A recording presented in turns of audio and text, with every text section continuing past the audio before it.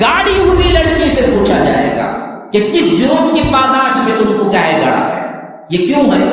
مفسرین کہتے ہیں کہ اللہ کا اتنا زبردست غصہ ہے اس شخص پر جس نے اپنی بیٹی کو صرف عورت اور بیٹی ہونے کی وجہ سے زندہ گاڑا، تو اللہ قیامت کے دن اس سے بات کرنا تک پسند نہیں کرے گا۔ اس واسطے کہا جائے گا کہ میں اس سے سوال کرنا بھی پسند نہیں کرتا، اس واسطے صیغہ مجہول کا لایا گیا اور بتایا گیا کہ زندہ گاڑی ہوئی بچی سے پوچھا جائے گا کہ آخر کس جرم کی پاداش میں تجھے زندہ گاڑا گیا۔ گویا کہ اللہ اس سے کلام کرنا بھی نہیں چاہتا، اس بدبخت سے جس نے اپنی بیٹی کو زندہ گاڑا ہے۔ بتاؤ کون سا شوہر بیوی رننگ ریس کھیلے؟ ہاں، اگر کوئی کرے گا ایسے کام بھی تو کیا کہیں گے؟ ارے عجیب معاملہ ہے کہ یہ تو کیا ہے، بیوی کے ساتھ بالکل ہی بدل گیا ہے، دوستوں کو چھوڑ گیا فلاں ہے۔ اللہ کے رسول صلی اللہ علیہ وسلم نے کہا کہ عائشہ آج دوڑ لگائیں گے، وہ فلاں حد مقرر کی گئی، وہاں جانا ہے، وہ حد تک بھاگنا ہے، دوڑنا ہے۔ پھر اما عائشہ اور حضرت محمد رسول اللہ صلی اللہ علیہ وسلم دونوں نے دوڑ لگائے۔ فرعون جیسا ظالم، اس سے بڑا ظالم کوئی ہوگا کسی کا شوہر؟ اس کی بیوی رہتے ہوئے حضرت آسیہ نے توحید کو نہیں چھوڑا۔ تو آج خواتین اسلام کیسے بہانے بنا سکتے ہیں کہ ہمارا شوہر ظالم ہے، سیکھنے نہیں دیتا ہے، جانے نہیں دیتا ہے، ہم کیسے اسلام سیکھیں، ہم کیسے جا کے سیکھیں؟ ارے بھائی، فرعون سے بڑا ظالم تو نہیں ہوگا کسی کا شوہر۔ ایسے ظالم شوہر کے ساتھ رہتے ہوئے توحید پر جان دی ہے، توحید کے لیے مر مٹے ہیں، پھر تو اس سے بڑا ظالم تو دنیا میں کوئی نہیں ہے۔ تو خواتین اسلام کو اللہ مثال دیتا ہے کہ تم توحید میں آسیہ بنو۔ خواتین جس معاملے میں ہمیشہ کیا ہے، توحید کو چھوڑتے ہیں، اس کا ذکر قرآن میں کر کے رب نے بتایا کہ دیکھو ایسے کٹھن مرحلے میں جب بچہ نہیں ہوتا تب بھی نہیں چھوڑنا، صرف مجھے ہی پکارنا، پھر تو زندگی کے دوسرے جتنے مراحل ہیں ان سب میں صرف اللہ پہ بھروسہ کرنا، کسی کو نہیں، اس کے ساتھ شریک کرنا۔ MSLI TV، رہنمائی بدلتی دنیا کے لیے۔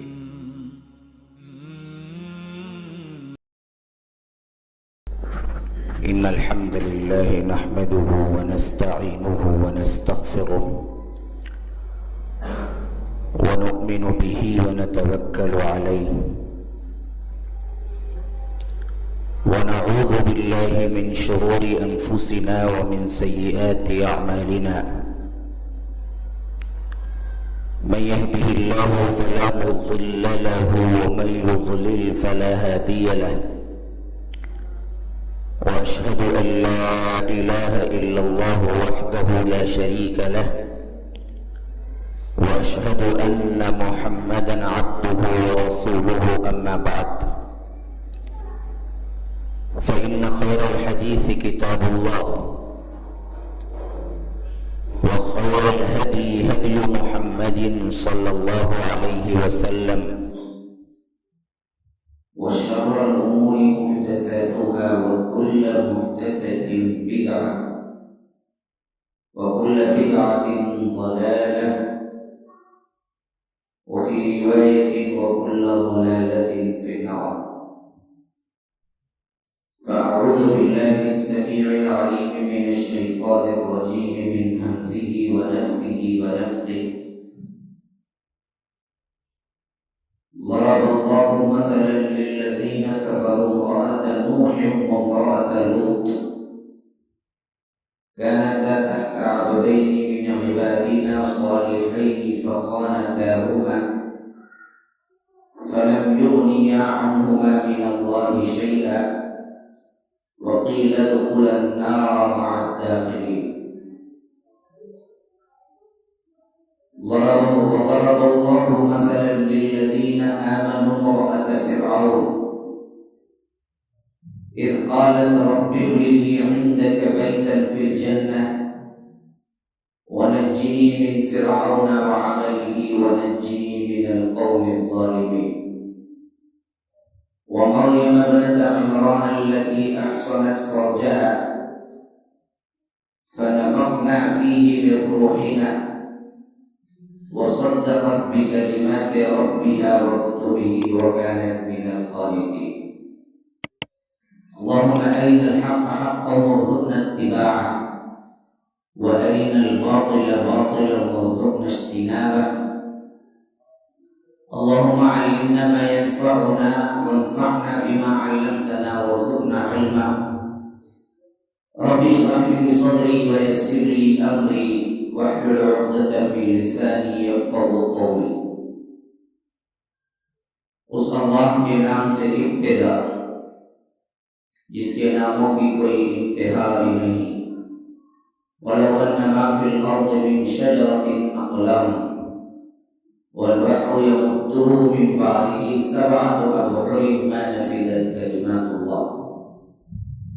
اس ذات اقدس پر کروڑوں درود و سلام ہو جو تمام جہانوں کے لیے رحمت للعالمین بن کے آئے تھے. اللهم صل على محمد وعلى آل محمد كما صليت على إبراهيم وعلى آل إبراهيم إنك حميد مجيد. وبارك على محمد وعلى آل محمد كما باركت على إبراهيم وعلى آل إبراهيم إنك حميد مجيد. معزز و مکرم خواتین اسلام، اللہ تبارک و تعالی نے جو دین دیا ہے اس کے اعتبار سے مرد کو بھی ثواب کا وہی حصہ ہے جو عورت کے لیے ہے. خواتین اس معاملے میں غور کرنا چاہیے کہ اللہ تبارک و تعالی نے اعمال کے ثواب کے اعتبار سے کوئی تقسیم بندی نہیں کی کہ مرد اگر نماز پڑھے گا تو اس کو 100% ملے گا، عورت نفل پڑھے گی یا عورت نماز پڑھے گی تو اس کو 75% یا 50% نہیں. اجر کے اعتبار سے دونوں کو یکساں قرار دیا ہے کہ انی لا اضیع عمل عامل منکم من ذکر او انثی، کہ فرمایا کہ ہم مرد عورت جو بھی عمل کریں گے ان کے عمل کو ہم ضائع نہیں کریں گے. تو دین اسلام کے اعتبار سے ان تمام کاموں میں جن میں مرد حضرات حصہ لیتے ہیں خواتین کے لیے بھی پورے مواقع موجود ہیں. اور اسلام ان کے اعتبار سے جو فیلڈز ہیں، جو میدان ہیں، ان میں کام کرنے کا پورا اختیار دیا ہے. اصل میں خواتین کے اعتبار سے دو باتیں اہم ترین ہیں جو ذہن میں رکھنا ہے. رب العزت نے قرآن کریم کے اندر سورۃ النساء رکھی ہے لیکن سورۃ الرجال کہیں نہیں ہے. خواتین غور کریں اور خاص طور پر میرے مضمون کو سن کے سمجھنے کی کوشش کریں. آوازیں نہ کریں، ایک دوسرے سے بات چیت نہ کریں، کچھ لینے کی نیت سے بیٹھیں، کچھ سمجھ کر لے جانے کی نیت سے بیٹھیں تو انشاءاللہ میری بات جہاں تک میں کہہ رہا ہوں آپ تک پہنچنے میں آسانی ہوگی، سمجھنے میں بھی آسانی ہوگی. اللہ تبارک و تعالی عمومی خیال خواتین کے اپنی ذہنیت کے اعتبار سے ہوتا ہے کہ مرد کی طرف زیادہ اللہ تبارک و تعالی نے گویا کہ توجہ دی ہے یا ان کے بارے میں زیادہ آپشنز ہیں. یہ خیال سب سے پہلے ہمیں تردید کرنا ہے کہ دیکھیے اللہ تبارک و تعالی نے خواتین کے اندر جو صلاحیتیں ہیں اس کے اعتبار سے اور ان کی فضیلت کے اعتبار سے انہیں مرتبہ جو دیا ہے نا وہ کوئی اور دیگر مذاہب میں نہیں دیا گیا. پہلی چیز تو یہ ہے کہ ان کی افضلیت کے اعتبار سے اللہ تبارک و تعالی نے ان کے لیے خاص سورہ رکھا ہے. سورۃ النساء ترتیب مصحف کے اعتبار سے 4واں سورہ ہے لیکن پورے قرآن میں کہیں سورۃ الرجال نہیں آئی ہے کہ مردوں کا سورہ. سورۃ النساء کا مطلب ہے خواتین کا، خواتین کے مسئلے، خواتین کے معاملات. اس معاملے میں خاص طور پر ایک پوری سورہ موجود ہے لیکن وہی سورہ کیا ہے آپ دیکھیں گے مردوں کے سلسلے میں نہیں ہے.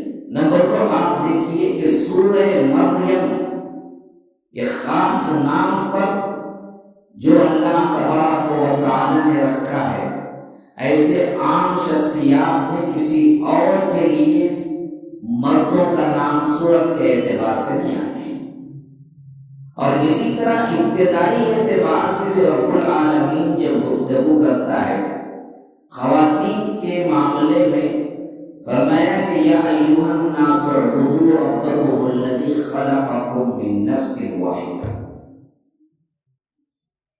لوگ سنو یہ رب کی پکار ہے، ناس اتقوا ربکم، ڈرو اس رب سے، کون ہے؟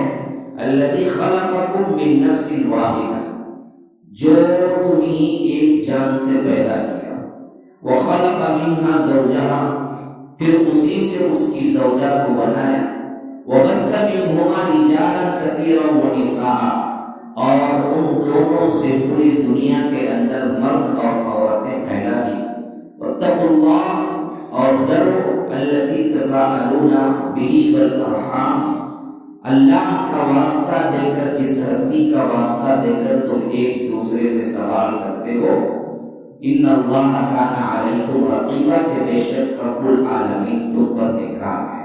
یہ سب سے پہلی ابتدا ہے جس میں رب العالمین نے انسانی زندگی کی تاریخ بیان کی ہے، اور اس میں بتایا ہے کہ ہم نے ایک مرد اور ایک عورت ایک جان سے پیدا کیا، پھر اسی جان سے اس کی زوجہ کو بنایا۔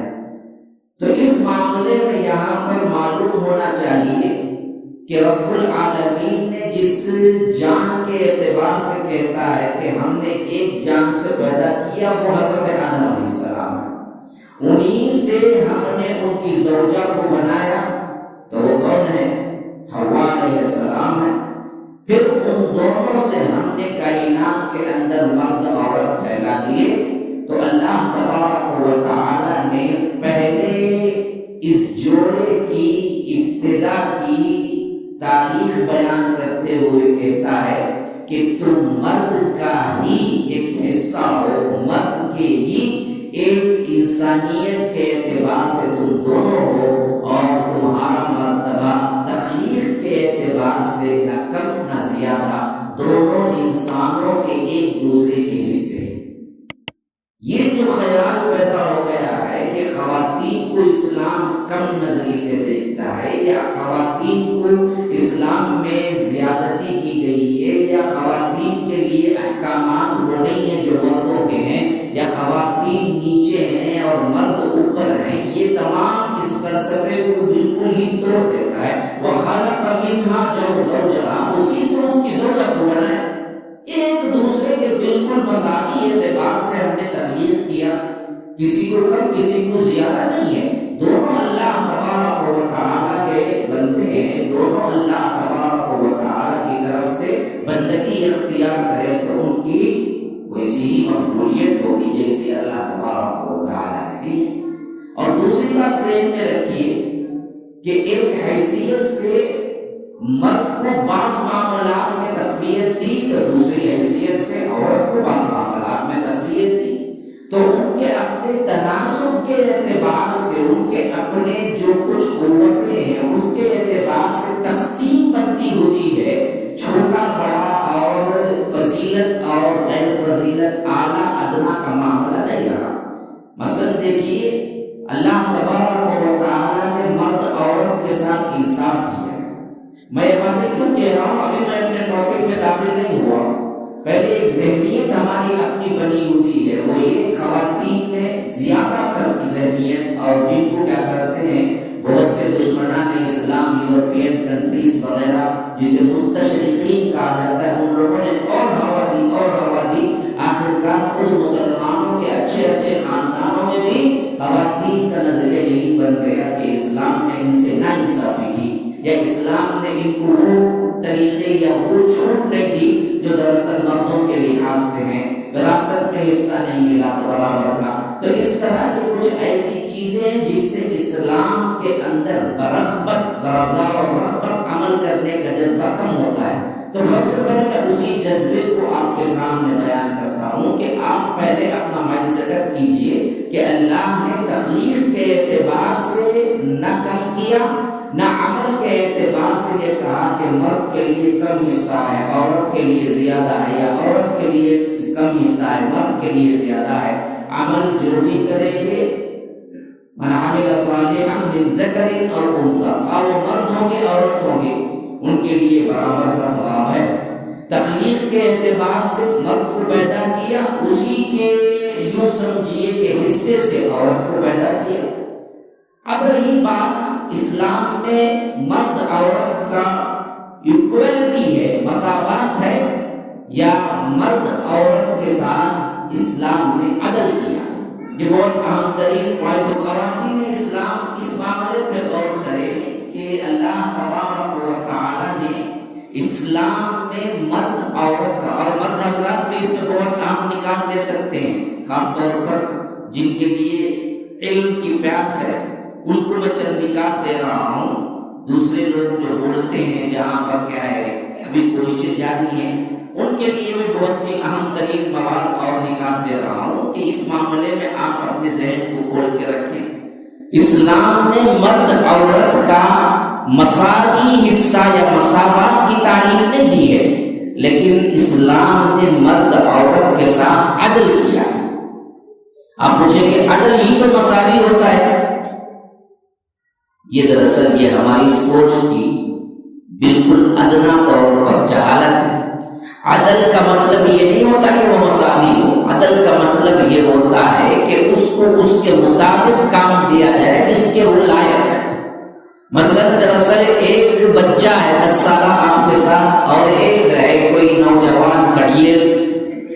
اب کوئی بندہ آپ کو بتا رہا ہے کہ بچہ 10 کلو اٹھائے گا اور جو بڑا آدمی ہے وہ بھی 10 کلو اٹھائے گا، کیونکہ ہم کو کیا کرنا ہے، بالکل برابری کرنی ہے، تو ہم اس کے لیے بھی 10 کلو رکھیں گے اور مرد کے لیے بھی 10 کلو رکھیں گے، کیونکہ برابری ہے، مساوی ہے۔ تو کوئی بھی عقل مند انسان یہ نہیں کہے گا کہ آپ نے اس کے ساتھ اچھا سلوک کیا، عدل کیا۔ کیوں؟ کڑیل نوجوان جو ہے اس کا معاملہ، اس کی قوت، اس کے تقاضے کچھ اور ہوتے ہیں، اور بچہ جو ہے باوجود انسانی کے بچہ ہونے کے اس کے تقاضے، اس کی قوتیں الگ ہوتی ہیں۔ اب کوئی برابری کا نعرہ کر کے یہ تو نہیں کہہ سکتا کہ دیکھو جی ہم 10 کلو اسے دیے تو اس کے لیے بھی 10 کلو ہم دیں گے وزن اٹھائے۔ یہ بالکل مساوی اعتبار سے دکھنے کے باوجود عدل نہیں ہوگا۔ ہاں عدل کب ہوگا؟ عدل آپ کہیں کہ دیکھو بھائی یہ بچہ ہے، اس کی عمر کے اعتبار سے یہ 2 کلو بھی اٹھائے گا تو بالکل کافی ہے، لیکن یہ نوجوان ہے، طاقتور ہے، اور بہترین اس کے اندر کیا ہے، صفات ہے، ہم اس کو 10 کلو بھی دیں گے تو یہ معاملہ کوئی برا نہیں ہے کہ بالکل وہ اٹھا سکتا ہے۔ تو یہاں پر مساوات نہیں دیکھا گیا، بلکہ عدل کے اعتبار سے یہاں پر ان کے لحاظ سے کیا ضرورت ہے وہ دی گئی، اور ان کے لحاظ یہی معاملہ ہے اصل میں مرد عورت کا، کہ اللہ تبارک و تعالیٰ نے بعض احکامات میں خواتین کو اوپر رکھا، بعض معاملات میں مردوں کو اوپر رکھا۔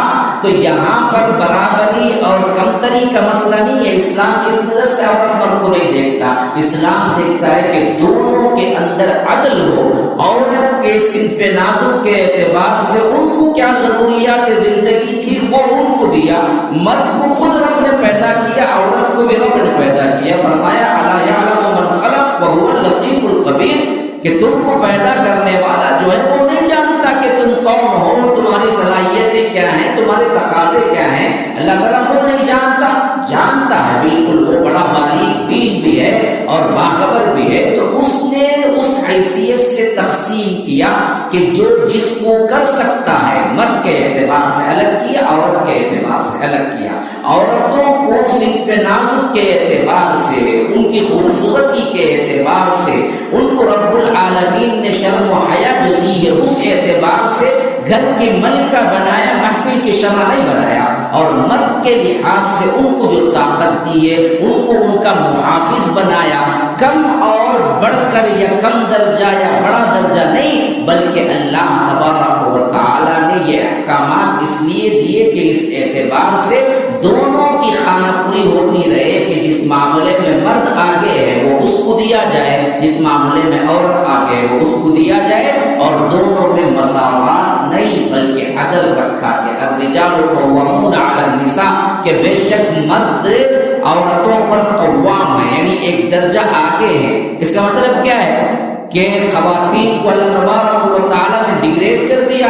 نہ نہ نہ، اصل میں یہاں پر خواتین کا مسئلہ یہ تھا کہ ان کی حسن اور ان کی نازک پن کی جو اللہ نے تخلیق کی تھی اس کا تقاضا تھا کہ اس کو دراصل اللہ رب العالمین ان کا محافظ بنایا، اور عورت کو چھپانے کا حکم دیا، تم چھپ کے رہو، پردے میں رہو، کمرے میں رہو، حتیٰ کہ نماز کے سلسلے میں تک یہاں تک فرمایا اللہ کے رسول صلی اللہ علیہ وسلم نے عورت کی صحن والی نماز سے بہتر اندر کے کمرے کی نماز ہے، اندر سے کمرے کی نماز سے بہتر اور اندر کمرے کی نماز ہے، اور اندر کمرے کے ایک کونے کی نماز اس کمرے میں درمیان میں پڑھنے سے بہتر ہے۔ یعنی جتنا اندر جاؤ گے، جتنا اپنے آپ کو چھپاؤ گے، جتنے اپنے آپ کو حفاظت کرو گے، جتنے حجاب میں رہو گے، اتنا ہی تمہاری فضیلت بڑھتی جائے گی، بڑھتی جائے گی۔ اور اللہ کے رسول صلی اللہ علیہ وسلم کب کہہ رہے ہیں یہ بات؟ اس وقت کہہ رہے ہیں جب خود اللہ کے رسول امام ہے،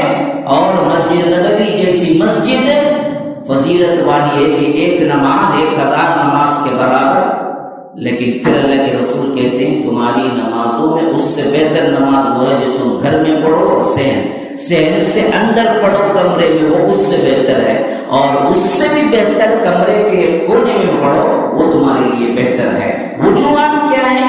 وجوہات یہ ہیں کہ یہاں کمتری کی طرف اشارہ نہیں ہے، یہاں اصل میں اشارہ یہ ہے کہ تم جس حیثیت سے میں نے تمہیں پیدا کیا اس حیثیت سے تم نازک ہو، تمہارا معاملہ ایسے ہے جیسے شیشے کا ہوتا ہے۔ اللہ کے رسول صلی اللہ علیہ وسلم جا رہے تھے اور ساتھ میں قافلہ بھی تھا، اونٹ میں ہودج کہتے ہیں، ہودج ایک ایسی چیز ہے جس میں خواتین بیٹھا کرتی تھی، اور وہ لکڑے کی طرح بنا ہوا ایک گھر کا نما، ایک کمرے نما چھوٹا سا ہوتا تھا، جس کو کیا کرتے تھے لوگ اٹھا کے اونٹ کے اوپر رکھتے تھے، پھر اونٹ چل پڑتا تھا۔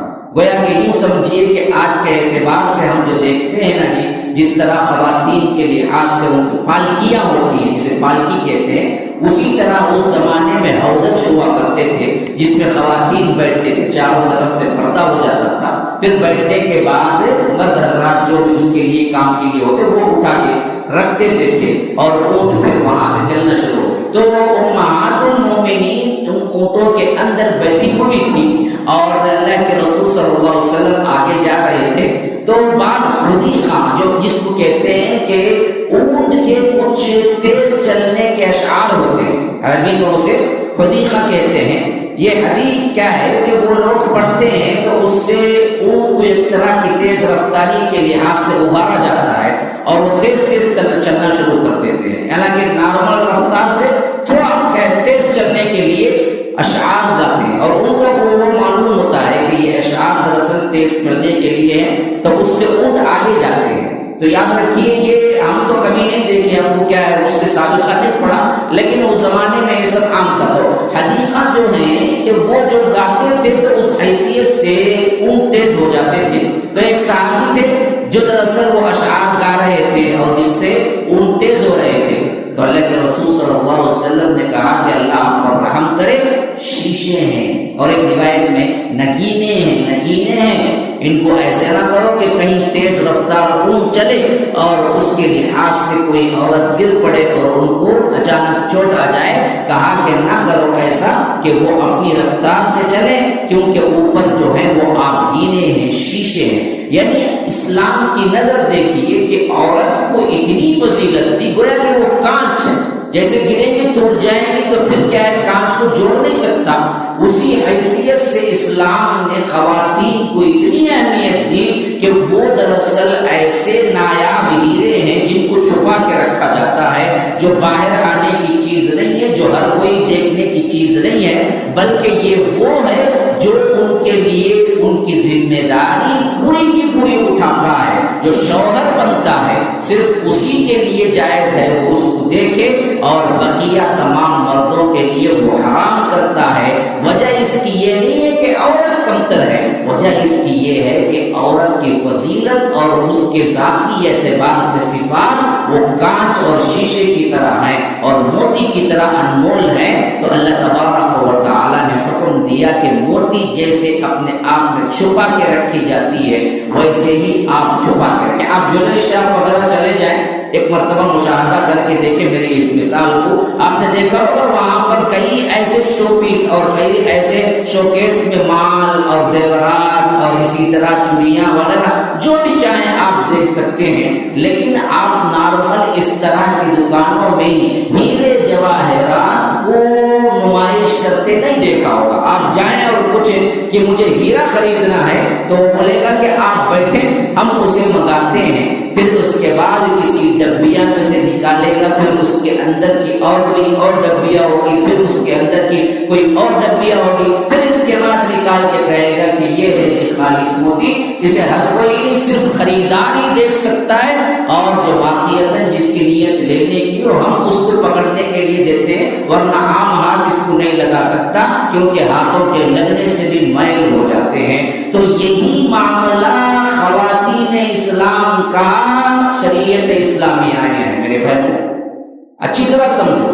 کچھ مائیں ہوں گی، کچھ بہنیں ہوں گی، کچھ بیٹیاں ہوں گی جو بیٹی سن رہی ہیں، تمہارا معاملہ شریعت نے اتنا اونچا رکھا، اتنا اونچا جیسے یہ معاملات ہم جویلری شاپ کی مثال دے کے موتیوں اور ہیرے جواہرات کے لیے دیے ہیں۔ اسلام کہتا ہے کہ اس کو کوئی ہاتھ نہ لگائے، یہ میلی ہو جائیں گی، یہ صرف وہی اٹھائے گا جو ان کی زندگی کے پورے ذمہ داریوں کو باقاعدہ طور پر حقوق کے اعتبار سے قبول کرے گا کہ میں اس کے لیے زندگی بھر اسے اچھا رکھوں گا، کھلاؤں گا، پلاؤں گا، رزقہن و کسوتہن بالمعروف، جو مجھے میری استطاعت کے اندر ہے اس حیثیت سے میں اس کو سب سے اچھے طریقے پہ زندگی گزارنے کا موقع دوں گا اور میں اس کی سپورٹ کروں گا۔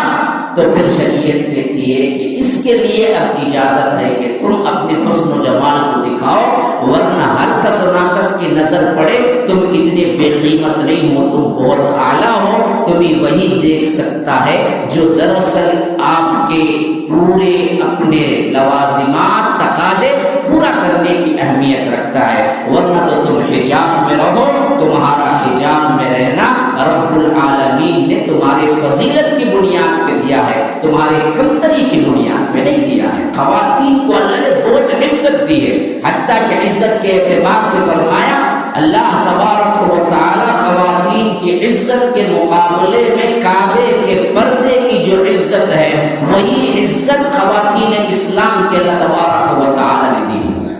کعبۃ اللہ کا پردہ کبھی دیکھیں، کعبۃ اللہ کے پردے کے قریب جانا، ہاتھ لگانا، آج پبلک جائے گی تو پتہ چلے گا کہ کس طرح لوگ وہاں پر دیوانہ وار بھاگتے ہیں۔ کعبۃ اللہ کے پردے کی جو عزت ہے، خواتین اسلام کی بھی عزت وہی ہے کہ ان پر کوئی کیچڑ اچھال نہیں سکتا، ان پر کوئی باتیں بنا نہیں سکتا، ان پر کوئی الزامات رکھ نہیں سکتا۔ اگر بلا کوئی دیکھے کرے کسی نے الزام رکھا، کسی نے بری بات لگائی، کسی نے زنا کی تہمت لگائی، تو شریعت نے کس معاملے میں کتنا زیادہ اہمیت دیا ہے، اس معاملے میں کتنی کٹھن سزا ہے پتہ ہے؟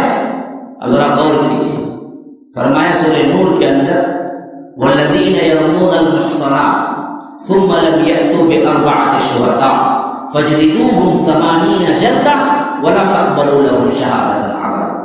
جو لوگ محسنہ عورتوں پر، پاک باز عورتوں پر تہمت لگاتے ہیں، خالی زبانی، ابھی کچھ نہیں کیا، ہم نے کیا ہے شریعت اسلامیہ کو دیکھا ہی نہیں ہے، کو پتہ ہی نہیں ہے عورتوں کی عزت کیا ہے، بیٹھے بیٹھے ہم بول دیتے کوئی گزری، پتہ ہے کہ یہ کہاں جاتی ہے، وہ اس کی آشنا سے ملنے جاتی ہے، پتہ ہے یہ بری عورت ہے۔ اللہ تبارک و تعالیٰ کہتا ہے عورتوں کے عزت کے معاملے میں یرمون المحصنات، جو کوئی لگاتے ہیں زنا کی تہمت خواتین پر، ثم لم یأتوا بأربعة شہداء، پھر وہ اگر 4 گواہ نہیں لائیں گے تو اللہ تبارک و تعالیٰ فرماتا ہے فجلدوہم 80 جلدہ، ان کو 80 کوڑے مارے جائیں۔ صرف ایک زبان، صرف ایک غلط بات عورتوں پر کوئی اٹھاتا ہے، شریعت اسلامیہ اس کی سزا یہ رکھتی ہے کہ اس کو 80 کوڑے مارے جائیں، اور ولا تقبلوا لهم شہادۃ ابدا، پھر اس کی شہادت، اس کی گواہی کورٹ میں کبھی نہیں قبول کی جائے کیونکہ اس نے کیا کیا، ایک محسنہ، ایک پاکباز عورت پر اس نے تہمت لگائی ہے۔ تو عورتوں کی عزت و فضیلت کے اعتبار سے اس حد تک قانون بنائے گئے کہ اللہ کے رسول صلی اللہ علیہ وسلم کے زمانے میں حضرت عائشہ پر بعض لوگوں نے تہمت لگائی، اور ان میں بعض ایسے ہی بغیر معلوم ہوئے، یعنی اپنے بھولے پن میں ان کی زبانوں سے بھی نکل گیا، اور وہ صحابی تھے، بدری تھے، ہونے کے باوجود بھی جب یہ آیت اتری والذین یرمون المحصنات ثم لم یأتوا باربعۃ شہداء، تو اللہ کے رسول صلی اللہ علیہ وسلم نے 80 کوڑے لگائے۔ حسان بن ثابت بہت بڑے شاعر رسول ہیں، اللہ کے رسول صلی اللہ علیہ وسلم ان سے کہا کرتے تھے، کبھی کبھی مسجد نبوی میں ممبر بچھتا تھا اور حضرت حسان سے کہتے تھے کہ آپ ممبر پہ بیٹھیے اور اسلام کی مدح میں، اللہ کے رسول کی تعریف میں آپ اشعار پڑھیے، جبرائیل آپ کی مدد کریں گے۔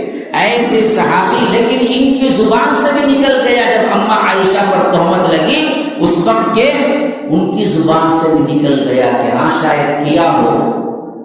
پھر جب یہ آیت اتری والذین یرمون المحصنات ثم لم یأتوا باربعۃ شہداء فاجلدوہم 80 جلدہ، 80 کوڑے مارو، تو پھر تو حضرت حسان بن ثابت کے لیے بھی اللہ کے رسول نے 80 کوڑے مارے۔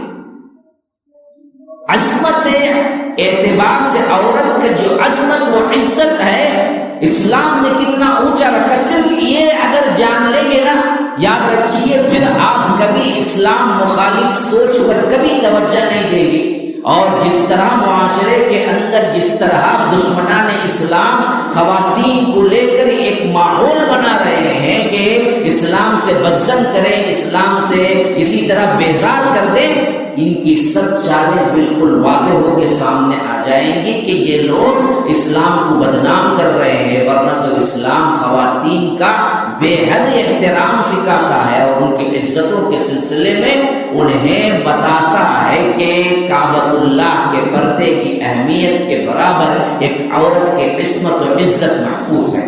تو خواتین اسلام، اب اس کے بعد میرا دوسرا سیکشن ہے۔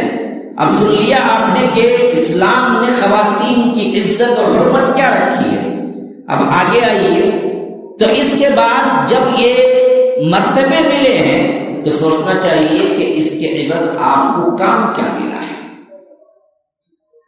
مطالبات کیا ہے، کیسے ایک عورت جنت کو آسانی کے ساتھ چلی جا سکتی ہے، کن معاملات میں اس کو توجہ ہونی چاہیے۔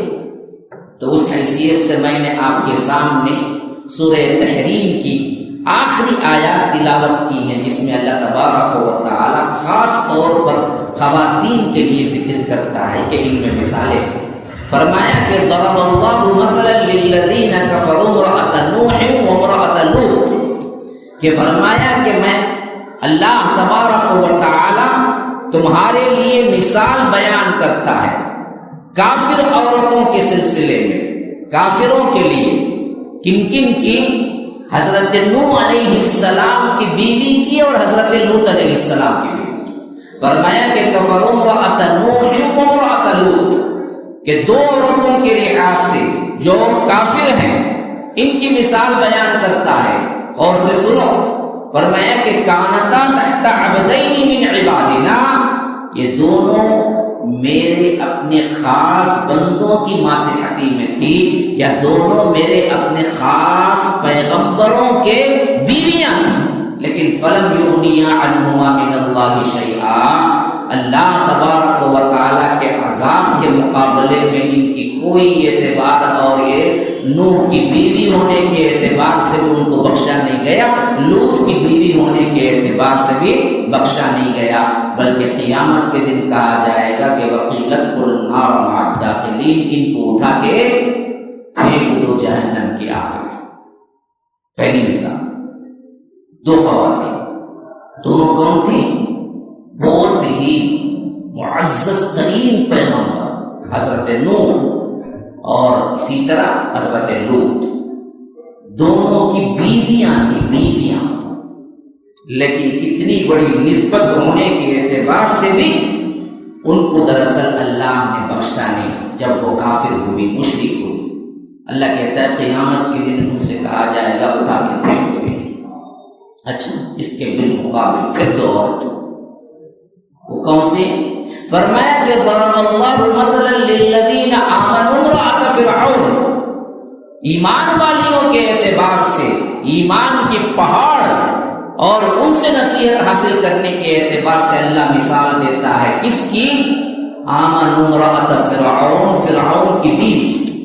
یہ دیکھو، سب سے بڑا کافر، سب سے بڑا ظالم، سب سے بڑا جابر، سب سے بڑا اپنے آپ کو یہاں تک کہ رب کہنے والا، اپنے آپ کو خدا کہنے والا، اس کی بیوی،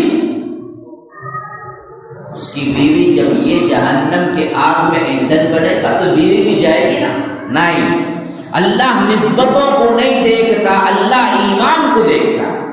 تو فرمایا کہ اب میں مثال دیتا ہوں ایمان والوں کے لیے۔ وہ کیا مثال ہے؟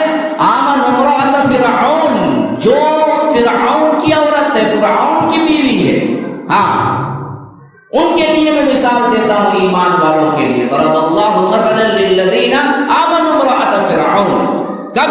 اذ قالت رب ابن لی عندک بیتا فی الجنہ ونجنی من فرعون وعملہ ونجنی من القوم الظالمین، جبکہ انہوں نے کہا، یہ اس وقت کی بات ہے جب آخری وقت تھا، یوں سمجھیے کہ اذیتیں پریشانیاں سہتے سہتے موت کے قریب پہنچ چکی تھی، تو اس وقت حضرت آسیہ کی یہ دعا ہے جو فرعون کی بیوی تھی، وہ کہہ رہی تھی کہ اذ قالت رب ابن لی عندک بیتا فی الجنہ، اے اللہ مجھے جنت میں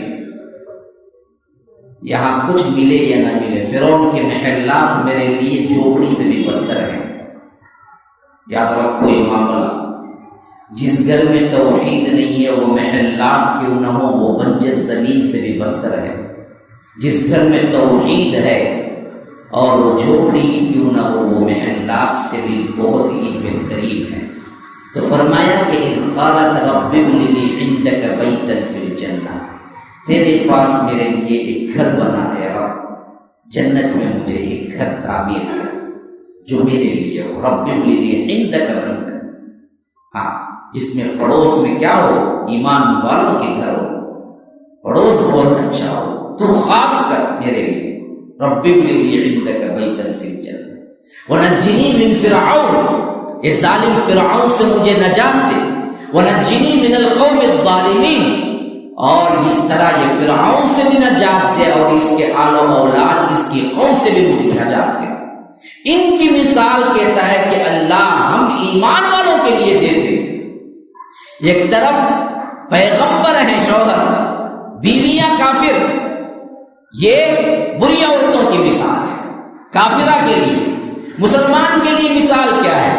ایک طرف ظالم ترین شوہر ہے، بیوی مسلمان، اور اس کی ایسی دعا کہ وہ آخری وقت میں کر رہی ہے کہ اے اللہ مجھے جنت میں ایک محل بنا، یہ محلات میری نظر میں کھنڈے رہے، یہ محلات کے لیے مجھے کچھ نہیں چاہیے، فرعون کے سب دولت کو میں لات مارتی ہوں، اے اللہ مجھے توحید پر مار اور مجھے جنت میں ایک گھر بنا دے، یہ ظالم قوم سے مجھے دور کر دے۔ اچھا، ایک ہو گئی، وہاں دو مقابلے میں آئے تھے، جہاں پر اللہ تبارک و تعالیٰ نے کافروں کے سلسلے میں کہا وہاں دو تھے، کہ فرمایا کہ نوح کی بیوی، لوط کی بیوی، یہاں فرمایا کہ حضرت آسیہ، ایک ہی ہوئی نا۔ اب دوسری آیت میں پھر دوسری عورت کا معاملہ فرمایا کہ وہ مریم بنت عمران التی احسنت فرجہ، اور مریم بنت عمران کی بھی مثال ہے خواتین کے لیے جنہوں نے اپنی عزت کی حفاظت کی، احسنت فرجہ ونفخنا فیہ من روحنا، جن کو ہم نے پیدا کیا اپنی خاص روح کو پھونک کر، جس کو ہم نے کیا کیا؟ پاکیزہ تر بنایا، اور پھر ان کو اولاد دی بغیر باپ کے، حضرت عیسیٰ پیدا ہوئے، حضرت ونفخنا فیہ من روحنا، اپنی روح کو ہم نے ان میں پھونکا جس سے حضرت عیسیٰ پیدا ہوئے، اپنی پوری زندگی لگا دی اسلام کے لیے، اللہ کی توحید کے لیے، اللہ کی عبادت کے لیے۔ اس عورت کو مثال بناؤ، فنفخنا فیہ من روحنا وصدقت بکلمات ربها وکتبہ وکانت من القانتین، وہ تھی ایسی کہ اللہ والیوں میں، عبادت گزار میں، کہ اس سے زیادہ کوئی اور عورت معاملات اور عبادت کے اعتبار سے حضرت مریم سے آگے نہیں ہے۔ تو دو خواتین ادھر کفار کے اعتبار سے مثال، دو خواتین ایمان والیوں کے اعتبار سے مثال۔ اب آئیے ان کی زندگیاں دیکھیں جس میں آپ کو سب کچھ سبق کے اعتبار سے مل جائے۔ خواتین سے سب سے اہم ترین مطالبہ کیا ہے؟ اسلام کا۔ آپ کو رب نے عزت دی، آپ کو اللہ تبارک و تعالی نے حرمت کو بہت بڑھایا۔ رب العالمین نے تمہاری جو ذاتی اعتبار سے دنیا کے اندر لوگ منحوس سمجھتے تھے اس کو رب العالمین نے مٹایا۔ حتیٰ کہ یہودیوں کا عقیدہ یہ تھا کہ سب سے زیادہ حضرت آدم کو پھسلانے والی اور وہ درخت کے پھل کو کھانے پر مجبور کرنے والی اماں حوا ہے۔ انہوں نے کہہ دیا کہ عورت برائیوں کی جڑ ہے، یہی ہے جس کی وجہ سے دنیا میں گناہ ہو۔ رب نے تردید کی۔ قرآن پڑھیے سورہ بقرہ کے اندر، سورہ اعراف کے اندر اللہ تبارک و تعالیٰ نے آدم اور حوا کا قصہ 7 جگہ بیان کیا ہے، اور 7 جگہ بڑی تفصیل سے بیان کیا ہے، لیکن اس میں سب سے زیادہ تفصیل سورہ اعراف میں ہے۔ وہاں پر صاف کہا گیا کہ گناہ کے اعتبار سے دونوں نے پھل کھایا۔ فَدَلَّاهُمَا بِغُرُورٍ فَلَمَّا ذَاقَا الشَّجَرَةَ بَدَتْ لَهُمَا سَوْآتُهُمَا وَطَفِقَا يَخْصِفَانِ عَلَيْهِمَا مِنْ وَرَقِ الْجَنَّةِ وَنَادَاهُمَا رَبُّهُمَا أَلَمْ أَنْهَكُمَا عَنْ تِلْكُمَا الشَّجَرَةِ وَأَقُلْ لَكُمَا إِنَّ الشَّيْطَانَ لَكُمَا عَدُوٌّ مُبِينٌ۔ آپ کو ذرا بھی عربی سے ششبد ہے تو آپ کو معلوم ہوگا پورے صیغے جتنے بھی ہیں سب تسنیہ کے ہیں، دو کے ہیں۔ وَنَادَاهُمَا دونوں نے پکارا غلطی کی تو، ایک کا مسئلہ نہیں تھا۔ اماں حوا نے دراصل حضرت آدم کو کیا نہیں کیا، مجبور نہیں کیا یا برائی پہ نہیں ابھارا، دونوں سے غلطی ہوئی، دونوں نے رب کو پکارا، اور جو دعا بعد میں منقول ہے وہ بھی دونوں کے صیغے کے ساتھ ہے۔ فرمایا کہ جب دعا توبے کے لیے ہاتھ اٹھائے دعا کی تو دونوں نے کی، حضرت آدم نے نہیں صرف کی، آدم بھی کیا حوا بھی کیے۔ قالا ربنا ظلمنا، قالا ایک صیغہ ہے، قالا دو کے لیے منشن ہوتا ہے، تسنیہ کا صیغہ۔ فرمایا کہ قالا ربنا ظلمنا انفسنا، دونوں نے پکارا کہ اے ہمارے رب ہم نے اپنے جانوں پر ظلم کیا۔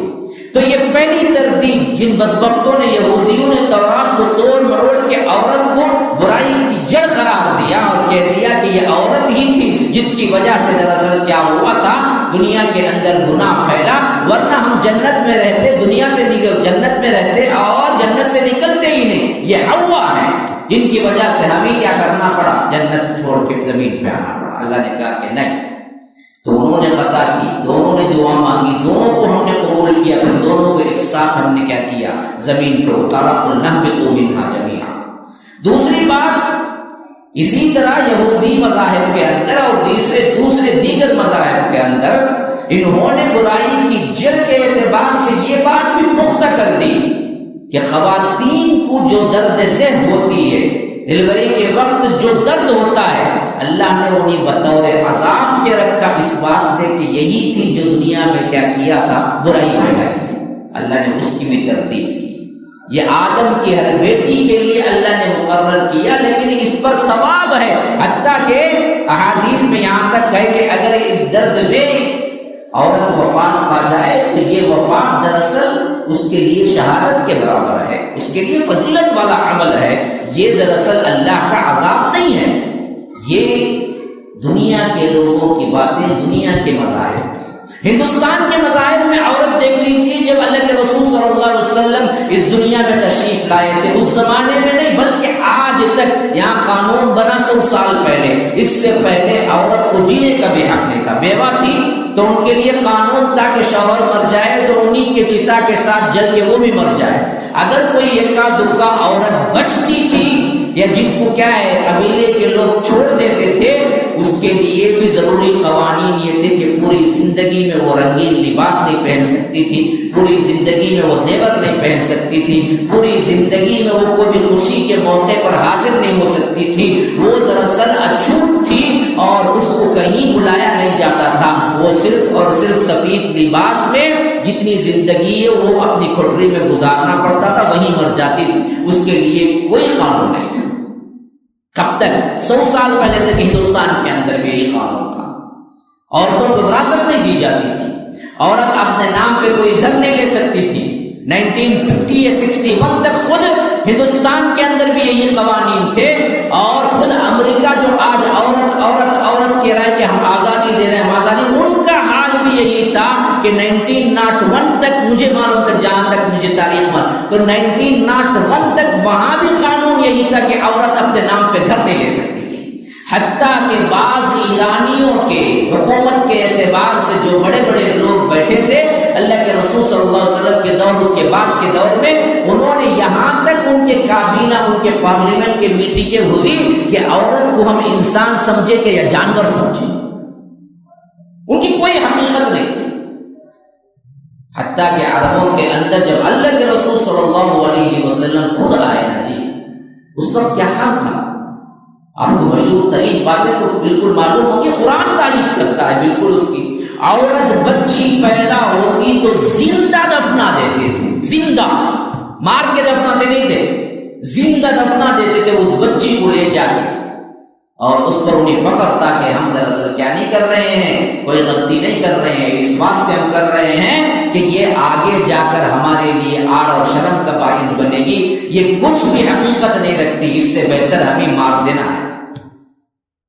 آج بھی ہمارے اندر یہی جاہلیت ہے، بعض میاں بیوی ابھی بھی اسی خبر میں مبتلا ہے، شادی ہوتی ہے، بچی ہو گئی، بالکل منہ لٹک جاتا ہے، کیا ہوئی بھائی؟ مولوی صاحب بچی ہوئی، مولوی صاحب وہی بیٹا ہو گیا، خوش خوش اطلاع دیتا ہے یہ بیٹا ہوا، اور دوسری کوئی پھر بیٹی ہو گئی، جان پہ بن آتی ہے، گویا کہ پورا اختیار عورت کے پاس ہے، بیوی کے پاس ہے بچہ دینے کا، دوسری بھی بیٹی جن دی تم نے، اب تیسری چوتھی ہو گئی نا، پھر تو پورا سسرال ہی سامنے آ جاتا ہے اور کہتا ہے کہ دیکھو اگلے بار اگر بیٹی ہوگی نا ہم طلاق دے دیں گے تمہیں، گویا کہ پورا اختیار پیدا کرنے کا بیوی کے پاس ہے، بیچاری کے پاس، کہ وہ چاہے تو بچی دے سکتی ہے، وہ چاہے تو بچہ دے سکتی ہے، اس واسطے اگلی اگر بچی ہوگی تو ہم اسے طلاق دے دیں گے۔ یہ جاہلیت اسی زمانے کی ہے جو عرب میں تھی، کہ ان لوگوں کو اللہ تعالیٰ وَإِذَا بُشِّرَ أَحَدُهُم بِالْأُنثىٰ ظَلَّ وَجْهُهُ مُسْوَدًّا وَهُوَ كَظِيمٌ،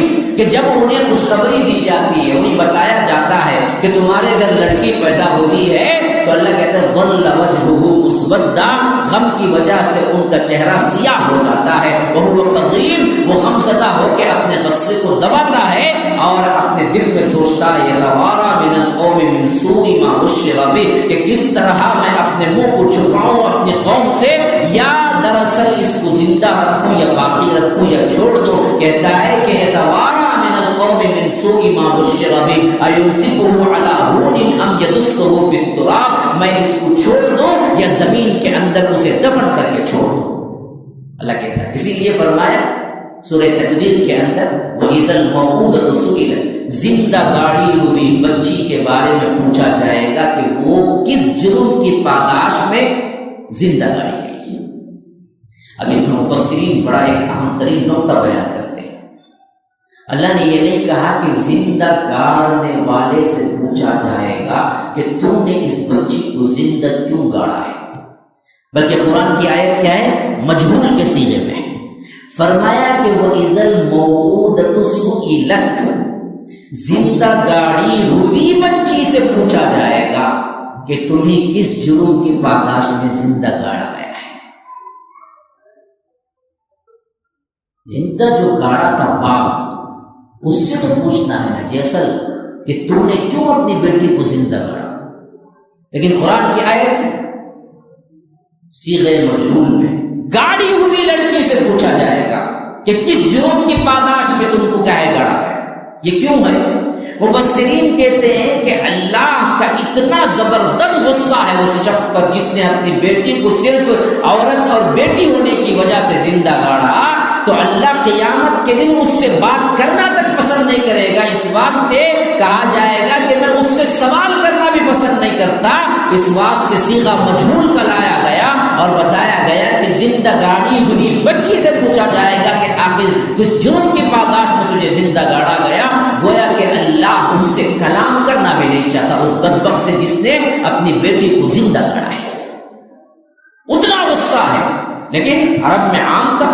طبرانی کی روایت میں یہ اہم ترین واقعہ بھولنا نہیں چاہیے، اسلام نے خواتین پر کتنے احسانات کیے ہیں، اور آج خواتین اسلام کے لیے کچھ قربانی دینے کے لیے تیار نہیں ہے، آج اسلام کے لیے بدلنے کے لیے تیار نہیں ہے، آج اسلام کے لیے پریشانی اور مشقت اٹھانے کے لیے تیار نہیں ہے، آج اسلام کے لیے آپ اپنے حجاب کو مینٹین کرنے کے لیے تیار نہیں ہے، آج اسلام کے لیے اپنے آپ کو قربان کرنے کے لیے تیار نہیں ہے۔ کیوں؟ ہمیں پتہ ہی نہیں ہے کہ عورت پر اللہ نے، اسلام نے کتنے بڑے احسانات دیے ہیں۔ یہ واقعہ طبرانی کے اندر موجود ہے۔ اللہ کے رسول صلی اللہ علیہ وسلم کے پاس ایک صحابی آتے ہیں اور پوچھتے ہیں، اللہ کے رسول میں اسلام قبول کرنا چاہتا ہوں لیکن میرا گناہ معاف ہو جائے گا؟ اللہ کے رسول صلی اللہ علیہ وسلم پوچھتے ہیں کہ اسلام تمام گناہوں کو معاف کر دیتا ہے، تمہیں پتہ نہیں؟ کہا کہ پتہ ہے، لیکن میرا گناہ کوئی معمولی گناہ نہیں ہے، کیا یہ بھی بخش دیا جائے گا؟ تو اللہ کے رسول صلی اللہ علیہ وسلم کہتے ہیں کہ اچھا کون سا گناہ ہے، کیا ہوا تھا تمہارے ساتھ؟ کہا کہ اللہ کے رسول آپ سوچتے ہوئے بھی مجھے پسینہ آتا ہے، لیکن اس وقت جہالت تھی، میں نے کر دیا۔ پوچھا کہ کیا کیا؟ اب ذرا غور سے سنو واقعہ کیا ہے، بڑا دلچسپ بھی ہے اور بڑا سبق آموز بھی ہے۔ کہتے ہیں کہ اللہ کے رسول صلی اللہ علیہ وسلم، میری شادی ہوئی اور مجھے بھی اپنی بیوی سے ویسے ہی پیار تھا جیسے ایک شوہر بیوی سے کرتا ہے۔ شادی ہونے کے بعد کوئی تجارتی سفر آ گیا تھا، اس زمانے میں سفر ایسے ہوتے تھے کہ مہینوں بیت جاتے تھے، سال بیت جاتے تھے، کیونکہ نہ کوئی ٹرانسپورٹ کا کوئی ذریعہ تھا، نہ بس تھی، نہ کار، نہ ٹرین، نہ فلائٹ، وہ گھوڑوں پر ہوتے تھے یا کبھی کیا ہے اونٹوں پر ہوتے تھے، لمبے لمبے قافلے ہوتے تھے، اور وہ بھی کیا ہے کوئی گیا گیا کوئی آیا آیا، عموماً قتل وغیرہ سفر میں ہی ہوتے تھے زیادہ تر۔ ایک بندہ کوئی سفر کو نکلتا تھا تو یہ اس بات کی دلیل تھی کہ یہ واپس آیا تو آئے گا یا نہیں، اس کی کوئی خبر نہیں آئے گی تو سمجھنا چاہیے کہ وہ کسی جگہ کیا ہے مر گیا ہے یا قتل ہو گیا ہے، یہ حالت تھی اس زمانے میں سفر کی۔ تو وہ کہتے ہیں کہ میں جب نکلا تھا تو میری بیوی پیٹ سے تھی اور میں اس وقت نکلا تھا، پھر ایک زمانہ ہو گیا، تقریباً مہینے گزر گئے، پھر اس کے بعد میں آیا تو میری بیوی پہ حمل نہیں تھا۔ میں نے پوچھا کہ جس حمل سے تم تھی کیا اس میں کیا پیدا ہوا؟ کہا کہ ہاں جی ایک مردہ بچہ پیدا ہوا، اس کو ہم نے کیا کیا دفنا دیا، زندہ اولاد پیدا نہیں ہوئی۔ تو میں نے کہا کہ چلو جو بھی ہوا خیر جو ہوا۔ پھر اس کے بعد میں رہنے لگا، پڑوس کے گھر میں ایک چھوٹی سی بچی تھی، وہ بچی کبھی کبھار مجھ سے آ کے کھیلتی تھی اور میں بھی اس کے ساتھ بہت ہی محبت سے پیش آتا تھا ایک باپ کی طرح، اور یہ محبتیں بڑھتی گئی۔ وہ کہتے ہیں کہ ایک دفعہ ایسا ہوا کہ ایک دو دن کے لیے بچی بیمار پڑ گئی اور ہمارے گھر کو نہیں آئی، تو میں بار بار اپنی بیوی سے پوچھنے لگا کہاں وہ بچی نظر نہیں آتی، کہاں وہ بچی نظر نہیں آتی ہے۔ بیوی نے کہا کہ بیمار ہے۔ تو میں بے چین رہا کہ کب بچی اچھی ہو کے آئے گی۔ وہ چھوٹی سی بچی پھر آئی اور پھر دراصل کیا ہے ان کو نظر آئی تو صحابی کہتے ہیں کہ ایسا ہی مجھے پیار لگا جیسے ایک باپ کو پیار ہوتا ہے اپنی بیٹی سے۔ میں نے چمٹا لیا، میں نے پوچھا کہ کیوں بیٹی اب تک نہیں آئی تھی؟ اس طرح محبتیں ہماری بڑھتی گئی اور جذبات ایسے امٹتے گئے۔ تو ایک مرتبہ جب وہ نہیں آئی تھی، بے چین تھا، تو میری بیوی نے پوچھا آپ کو پتا ہے یہ بچی کس کی ہے؟ کہا کہ مجھے تو پتا نہیں، پڑوس کی ہے۔ انہوں نے کہا کہ نہیں، آپ جاتے وقت جو میں پیٹ سے تھی اور آپ کے آنے پر میں نے کہہ دیا تھا کہ مرا ہوا بچہ تھا جس کو ہم نے دفن کر دیا، وہ جھوٹ تھا۔ اصل میں یہ بچی آپ ہی کی ہے اور یہی بچی پیدا ہوئی تھی مجھے، لیکن آپ کہیں زندہ نہ دفن کر دیں یا مار دیں، اس ڈر کی وجہ سے میں نے آپ سے جھوٹ بولا کہ یہ پڑوس کی بچی ہے، یہ ہماری اپنی بچی ہے۔ اب میں نے دیکھا کہ آپ کی محبت ایک باپ کی طرح بہت مضبوط ہو گئی ان دونوں سے، تو میں نے سوچا کہ اب دراصل وہ راز سے پردہ اٹھا دینا ہے کہ یہ ہماری ہی بچی ہے۔ لیکن صحابی کہتے ہیں کہ جیسے ہی میں سنا کہ یہ میری بچی ہے، پھر وہی عصبیت آئی، وہی وہ سماجی اعتبار سے وہ گھر کے اندر، وہ قبیلے کے اندر جو عار تھی، جو شرم تھی بیٹی کے باپ ہونے پر، وہ پوری کی پوری پلٹ آئی، اور میں نے دل میں تہیہ کیا میری بچی ہے یہ، پھر تو میں اسے زندہ نہیں چھوڑا۔ لیکن بیوی اس انداز سے مجھے بتائی کہ میں اس کے سامنے اظہار بھی نہیں کر سکا کہ مجھے بہت زیادہ غم ہوا ہے، خوشی نہیں ہوئی ہے مجھے، اتنا معلوم ہونے تک تو میں خوش تھا کہ پڑوس کی بچی تھی، لیکن اب مجھے معلوم ہوا یہ میری ہی بچی ہے تو مجھے کوئی خوشی نہیں ہوئی، بلکہ مجھے بڑا غم ہوا اور شرم محسوس ہو رہی تھی کہ میں بیٹی کا باپ کہتا ہوں۔ میں نے تہیہ کر لیا کہ کسی نہ کسی دن اسے کیا کروں گا، میں زندہ دفن کروں۔ میں نے کسی کو پتہ چلنے نہیں دیا، ویسی ہی محبتیں رکھی جیسے میں پہلے کرتا تھا۔ اور ایک مرتبہ جب بچی میرے پاس آئی تو میں نے کہا کہ بیٹی چلو آج ذرا سیر و تفریح کے لیے ذرا دور جائیں گے۔ بیٹی تو مجھے کیا کرنا شروع کر دی تھی، باپ باپ کہنا شروع کر دی تھی، ابو ابو کہنا شروع کر دی تھی، لیکن کبھی بھی میرا دل نہ پسیجا۔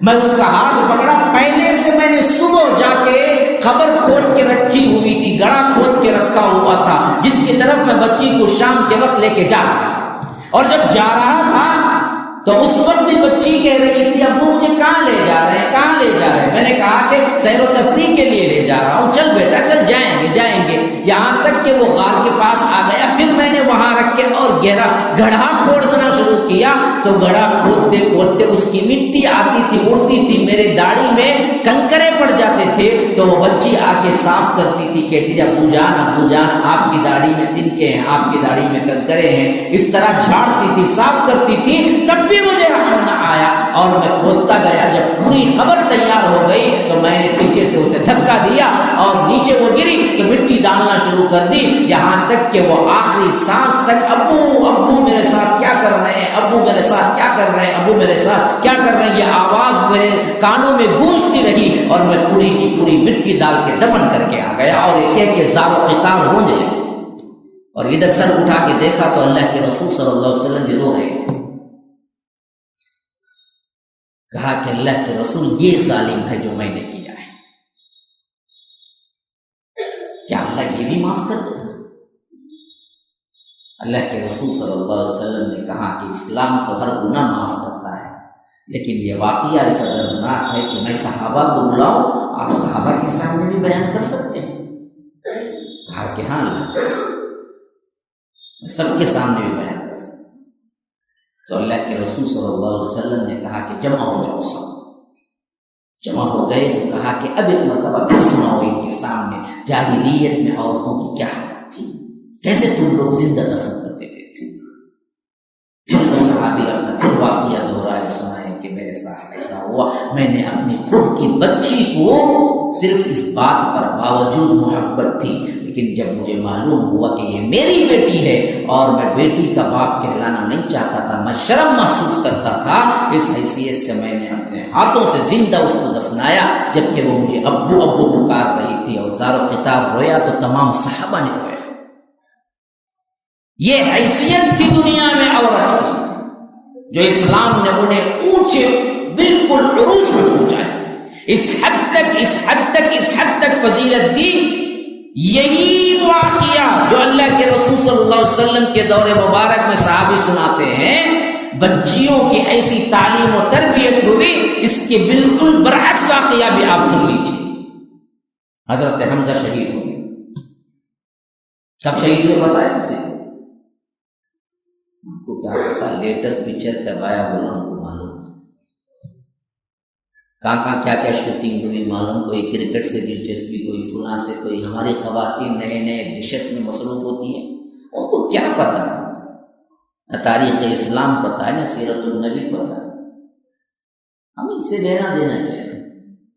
ہم تو ایک الگ ہی دھن میں زندگی گزارتے ہیں، بس یہ بناؤ وہ بناؤ، یہ کرو وہ کرو۔ ہماری خواتین کی زندگیاں دیکھیے، 24 آورس میں جتنا وقت ان کو جاگنے کا ملتا ہے، اس میں تو 50 سے اوپر وقت کچن میں گزار دیتی ہے۔ اور دوسرا آج کا سب سے اہم ترین جو حربہ ہے موبائل، اس میں تو تقریباً چلے جاتا ہے بقیہ پورا وقت۔ کئی طلاق صرف اس واسطے ہو گئے کہ موبائل چھوڑتی نہیں، شوہر کو دیکھتی، میرے پاس آئے ہیں، میرے پاس میں ایسے ہی سطحی باتیں کرنے والا نہیں ہوں. میرے پاس آئے ہیں کہ میں نے بیوی کو صرف اسی واسطے طلاق دی، یا ہم دونوں کے درمیان باقاعدہ طلاق واقع ہوئی راضی ہونے کے بعد کہ ہاں میں نہیں رہ سکتی عورت. وجہ صرف کیا ہے؟ موبائل. میں نے جب بھی کمرے میں انٹر کیا، شوہر کہتا ہے کہ موبائل کے علاوہ اس پہ کبھی توجہ نہیں دیتی تھی وہ کسی پہ، نہ شوہر کے کھانے کی فکر، نہ پینے کی فکر، نہ ان کے آرام کی فکر، کچھ نہیں. موبائل سب سے زیادہ. میاں بیوی بیٹھ کے بات کیے کہ تم موبائل چھوڑ دو، میں تمہیں اپنے لیے اپنا لیتا ہوں، رکھ لیتا ہوں، طلاق نہیں دیتا. بیوی بولی کہ کوئی ضرورت نہیں، تم جاؤ، موبائل تمہیں چھوڑ نہیں سکتے. آج کے زمانے پتہ نہیں یہاں کا ماحول کیا ہے. وہ تو کیا ہے، بہت ٹاپسٹ سٹیز میں سے ایک ہے چنئی، وہاں تو یہ واقعات بہت عام ہیں. پتہ نہیں یہاں پر کیا ہے، کیا حالت ہے، لیکن ہے ایسے. خواتین اس بیماری میں اس حد تک چلے گئے. ڈی پی دیکھ لیجئے، اسٹیٹس دیکھ لیجئے. جو خواتین ماشاء اللہ سے نقاب کرتی ہیں وہ بھی اپنی ڈی پی میں کھلی ہوئی صورت رکھ لیتی ہے. ادھر اندر نقاب، باہر سب کا سب. جس کے پاس نمبر ہوگا سب کو دکھے گا اس کی صورت خود بخود دکھے گی. ہاں، کمروں کے اندر کی زندگی کے فوٹوز رکھ لیتی ہیں بہت سے لوگ. ادھر ہوٹل میں گئے، کھایا، وہاں کی ایک فوٹو، یہاں کی ایک فوٹو. خواتین بھی، مسلمان بھی، نمازی بھی، روزے دار بھی، گویا کہ گناہ ہی نہ رہا. ان میں ہم مصروف ہیں. ہمیں کیا پتہ سیرت سے خالد بن الولید کیسی شخصیت کے بارے میں ہم نہیں جانتے.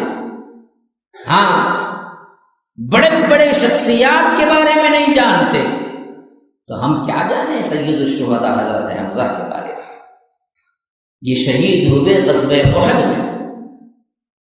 غزوہ احد میں شہید ہوئے. اس وقت ان کی ایک بچی تھی، ہاں، جس کو پالنے کے لیے، پرورش کرنے کے لیے صحابہ میں لڑائی جھگڑا ہو گیا. ایک زمانہ وہ جہاں پر باپ خود نہیں چاہتا تھا کہ بچی میری کہلائے یا میں بچی کا باپ کہلاؤں، دفن ہو جاتے تھے، زندہ درگور کر دیتے تھے. ایک زمانہ یہ کہ ادھر کیا ہے، بچی کی پرورش کے لیے صحابہ لڑ رہے ہیں کہ مجھے دے دیجئے، مجھے دے دیجئے. یہی حال حضرت جعفر کے ساتھ بھی ہوا. موتا کی جنگ میں جب حضرت جعفر شہید ہوئے، ان کی ایک بیٹی تھی. حضرت علی حضرت جعفر کے بھائی ہیں. حضرت علی نے کہا کہ اللہ کے رسول میرے بھائی کی بیٹی ہے، اس اعتبار سے مجھے. دوسرے صحابی نے دعویٰ کیا کہ نہیں اللہ کے رسول، آپ نے جو مواقعات قائم کی تھی اس حیثیت سے جعفر میرے بھائی تھے، تو مجھے دراصل دیجیے کہ میں اس کی پرورش کروں. ہاں،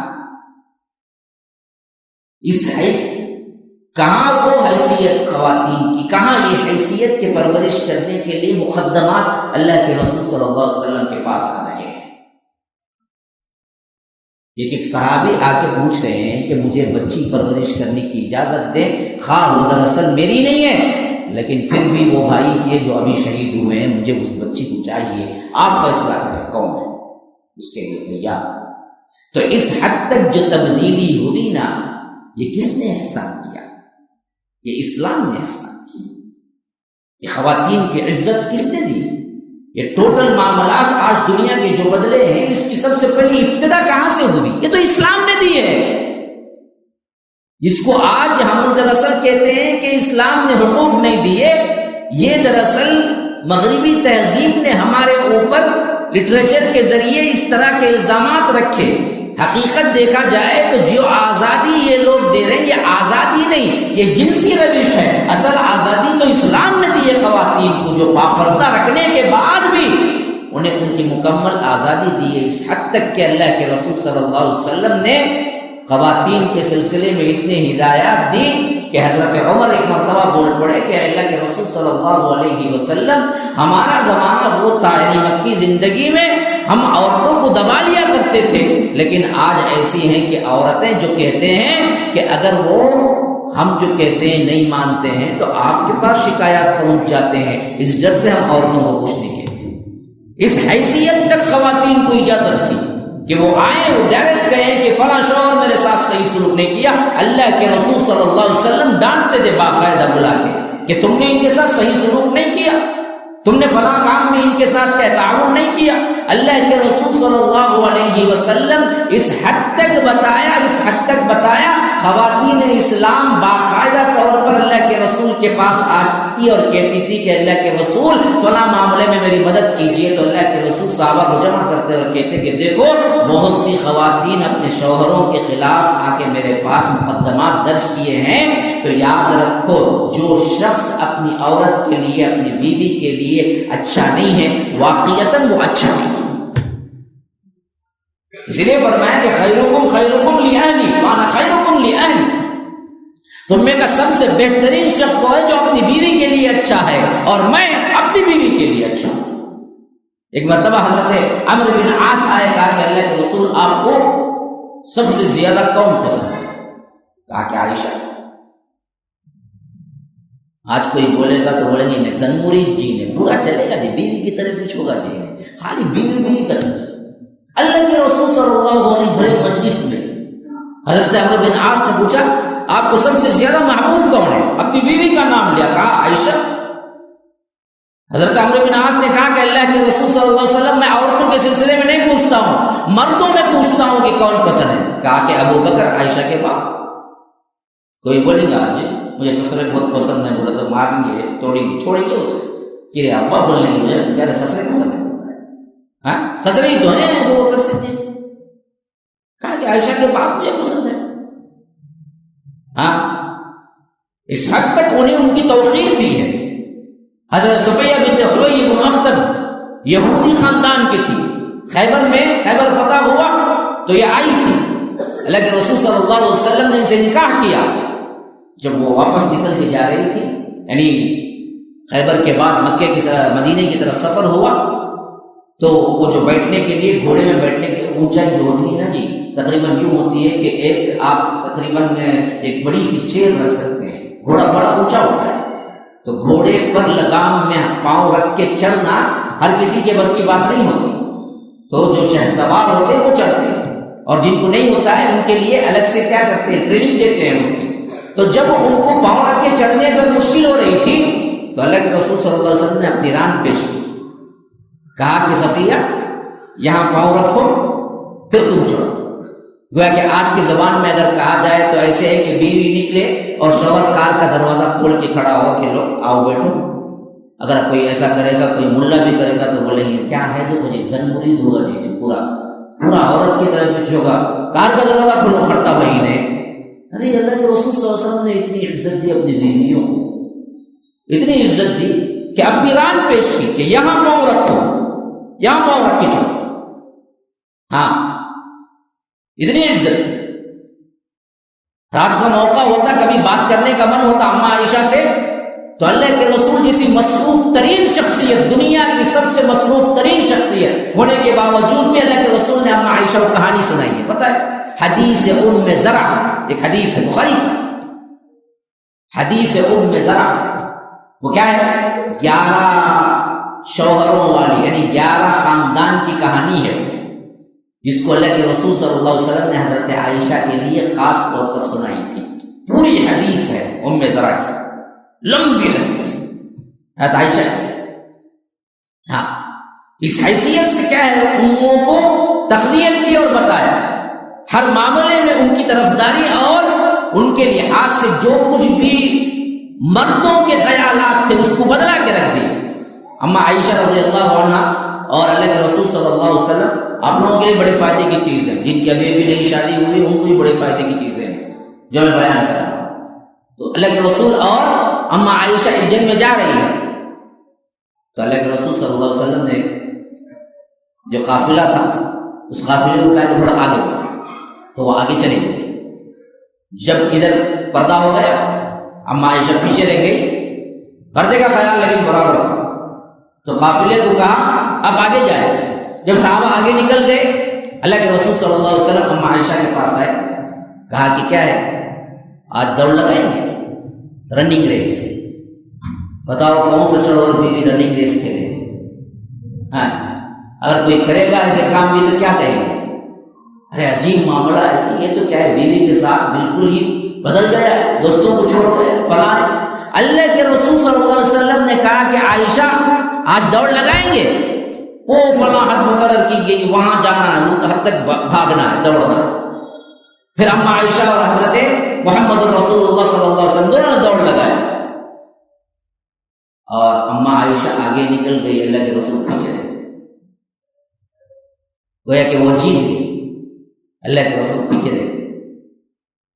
پھر اما عائشہ کہتی ہیں کہ ایک زمانہ گزر گیا، 2-3 سال گزر گئے، پھر دوسری مرتبہ کسی جنگ میں ایسے ہی ہم سفر کے لیے جا رہے تھے، تو اللہ کے رسول صلی اللہ علیہ وسلم نے صحابہ کو کہا کہ تم آگے چلو۔ پھر اما عائشہ کے پاس آئے، کہا کہ عائشہ دوڑ لگائیں گے؟ حضرت عائشہ نے کہا کہ اچھی بات، دوڑ لگائیں گے۔ پھر اس کے بعد اسی طرح کیا ہے، ایک حد مقرر کی گئی اور دوڑ لگانا تھا۔ اور اما عائشہ کہتی ہیں کہ اس وقت جب میں دوڑ لگائی تھی تو نئی نئی شادی ہو گئی تھی، تو دبلی پتلی تھی، اور اس وقت تھوڑی سی بھاری ہو گئی تھی، تو میں اور اللہ کے رسول دوڑ لگائے۔ اس وقت اللہ کے رسول آگے نکل گئی، اما عائشہ پیچھے رہ گئی، گویا کہ اللہ کے رسول جیت گئے۔ اور اللہ کے رسول جیتنے کے بعد صرف جیت گئے وہاں نہیں ہے، بتانا مقصود ہے کہ جیتنے کے بعد اما عائشہ سے کہا کہ عائشہ اس دن کا بدلہ برابر ہو گیا۔ یاد بھی تھا اور ساتھ میں یاد بھی دلاتے ہوئے کہا کہ دیکھو اس دن کا بدلہ، اس دن تم نے کیا ہے آگے چل گئے اور آگے جیت لیا، اور آج میں آگے ہو گئے۔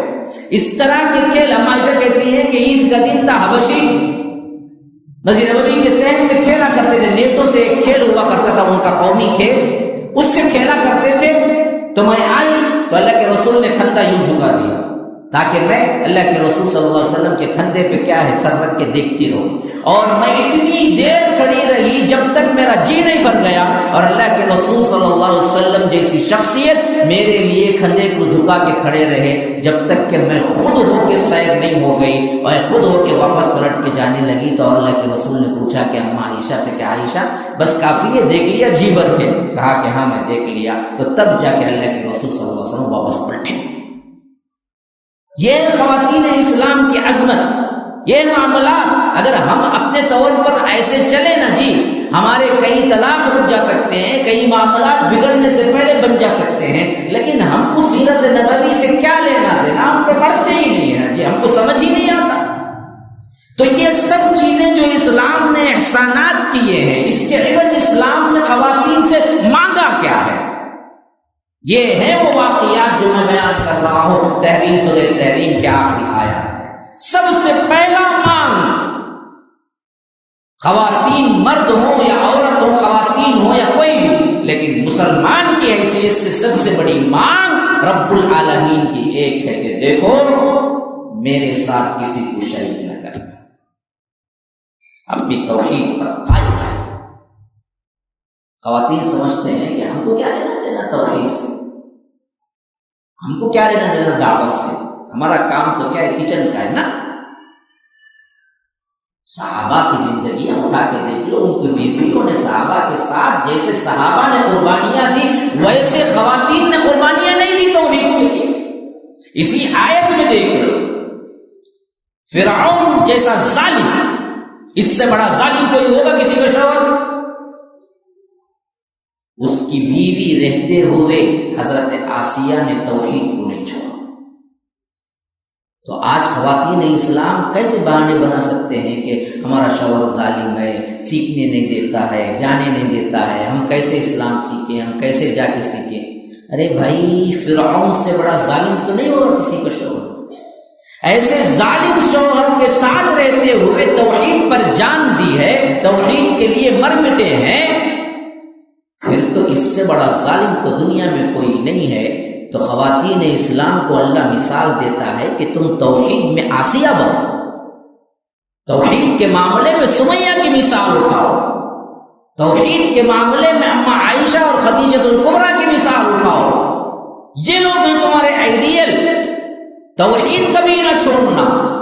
اور توحید کی سب سے بڑی خواتین کے اعتبار سے اس کا امتحان جو ہوتا ہے نا جی، وہ بچے کے سلسلے میں ہوتا ہے۔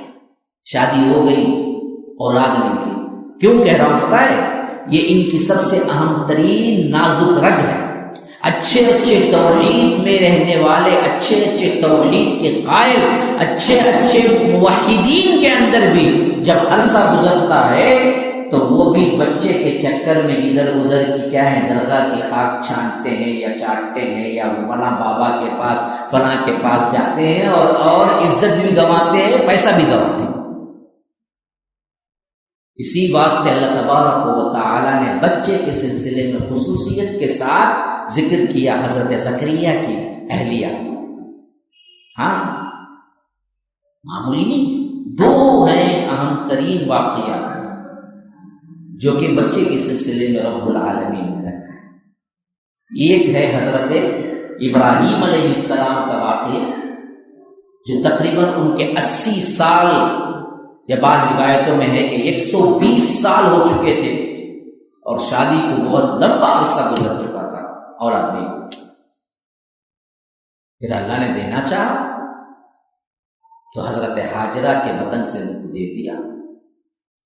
سارا پہلی بیوی تھی لیکن ان سے اولاد پہلے نہیں، پہلے اولاد تو حضرت ہاجرہ سے ہوئی جو حضرت اسماعیل، پھر اللہ نے ان کو بھی اولاد دی جو حضرت اسحاق ہے۔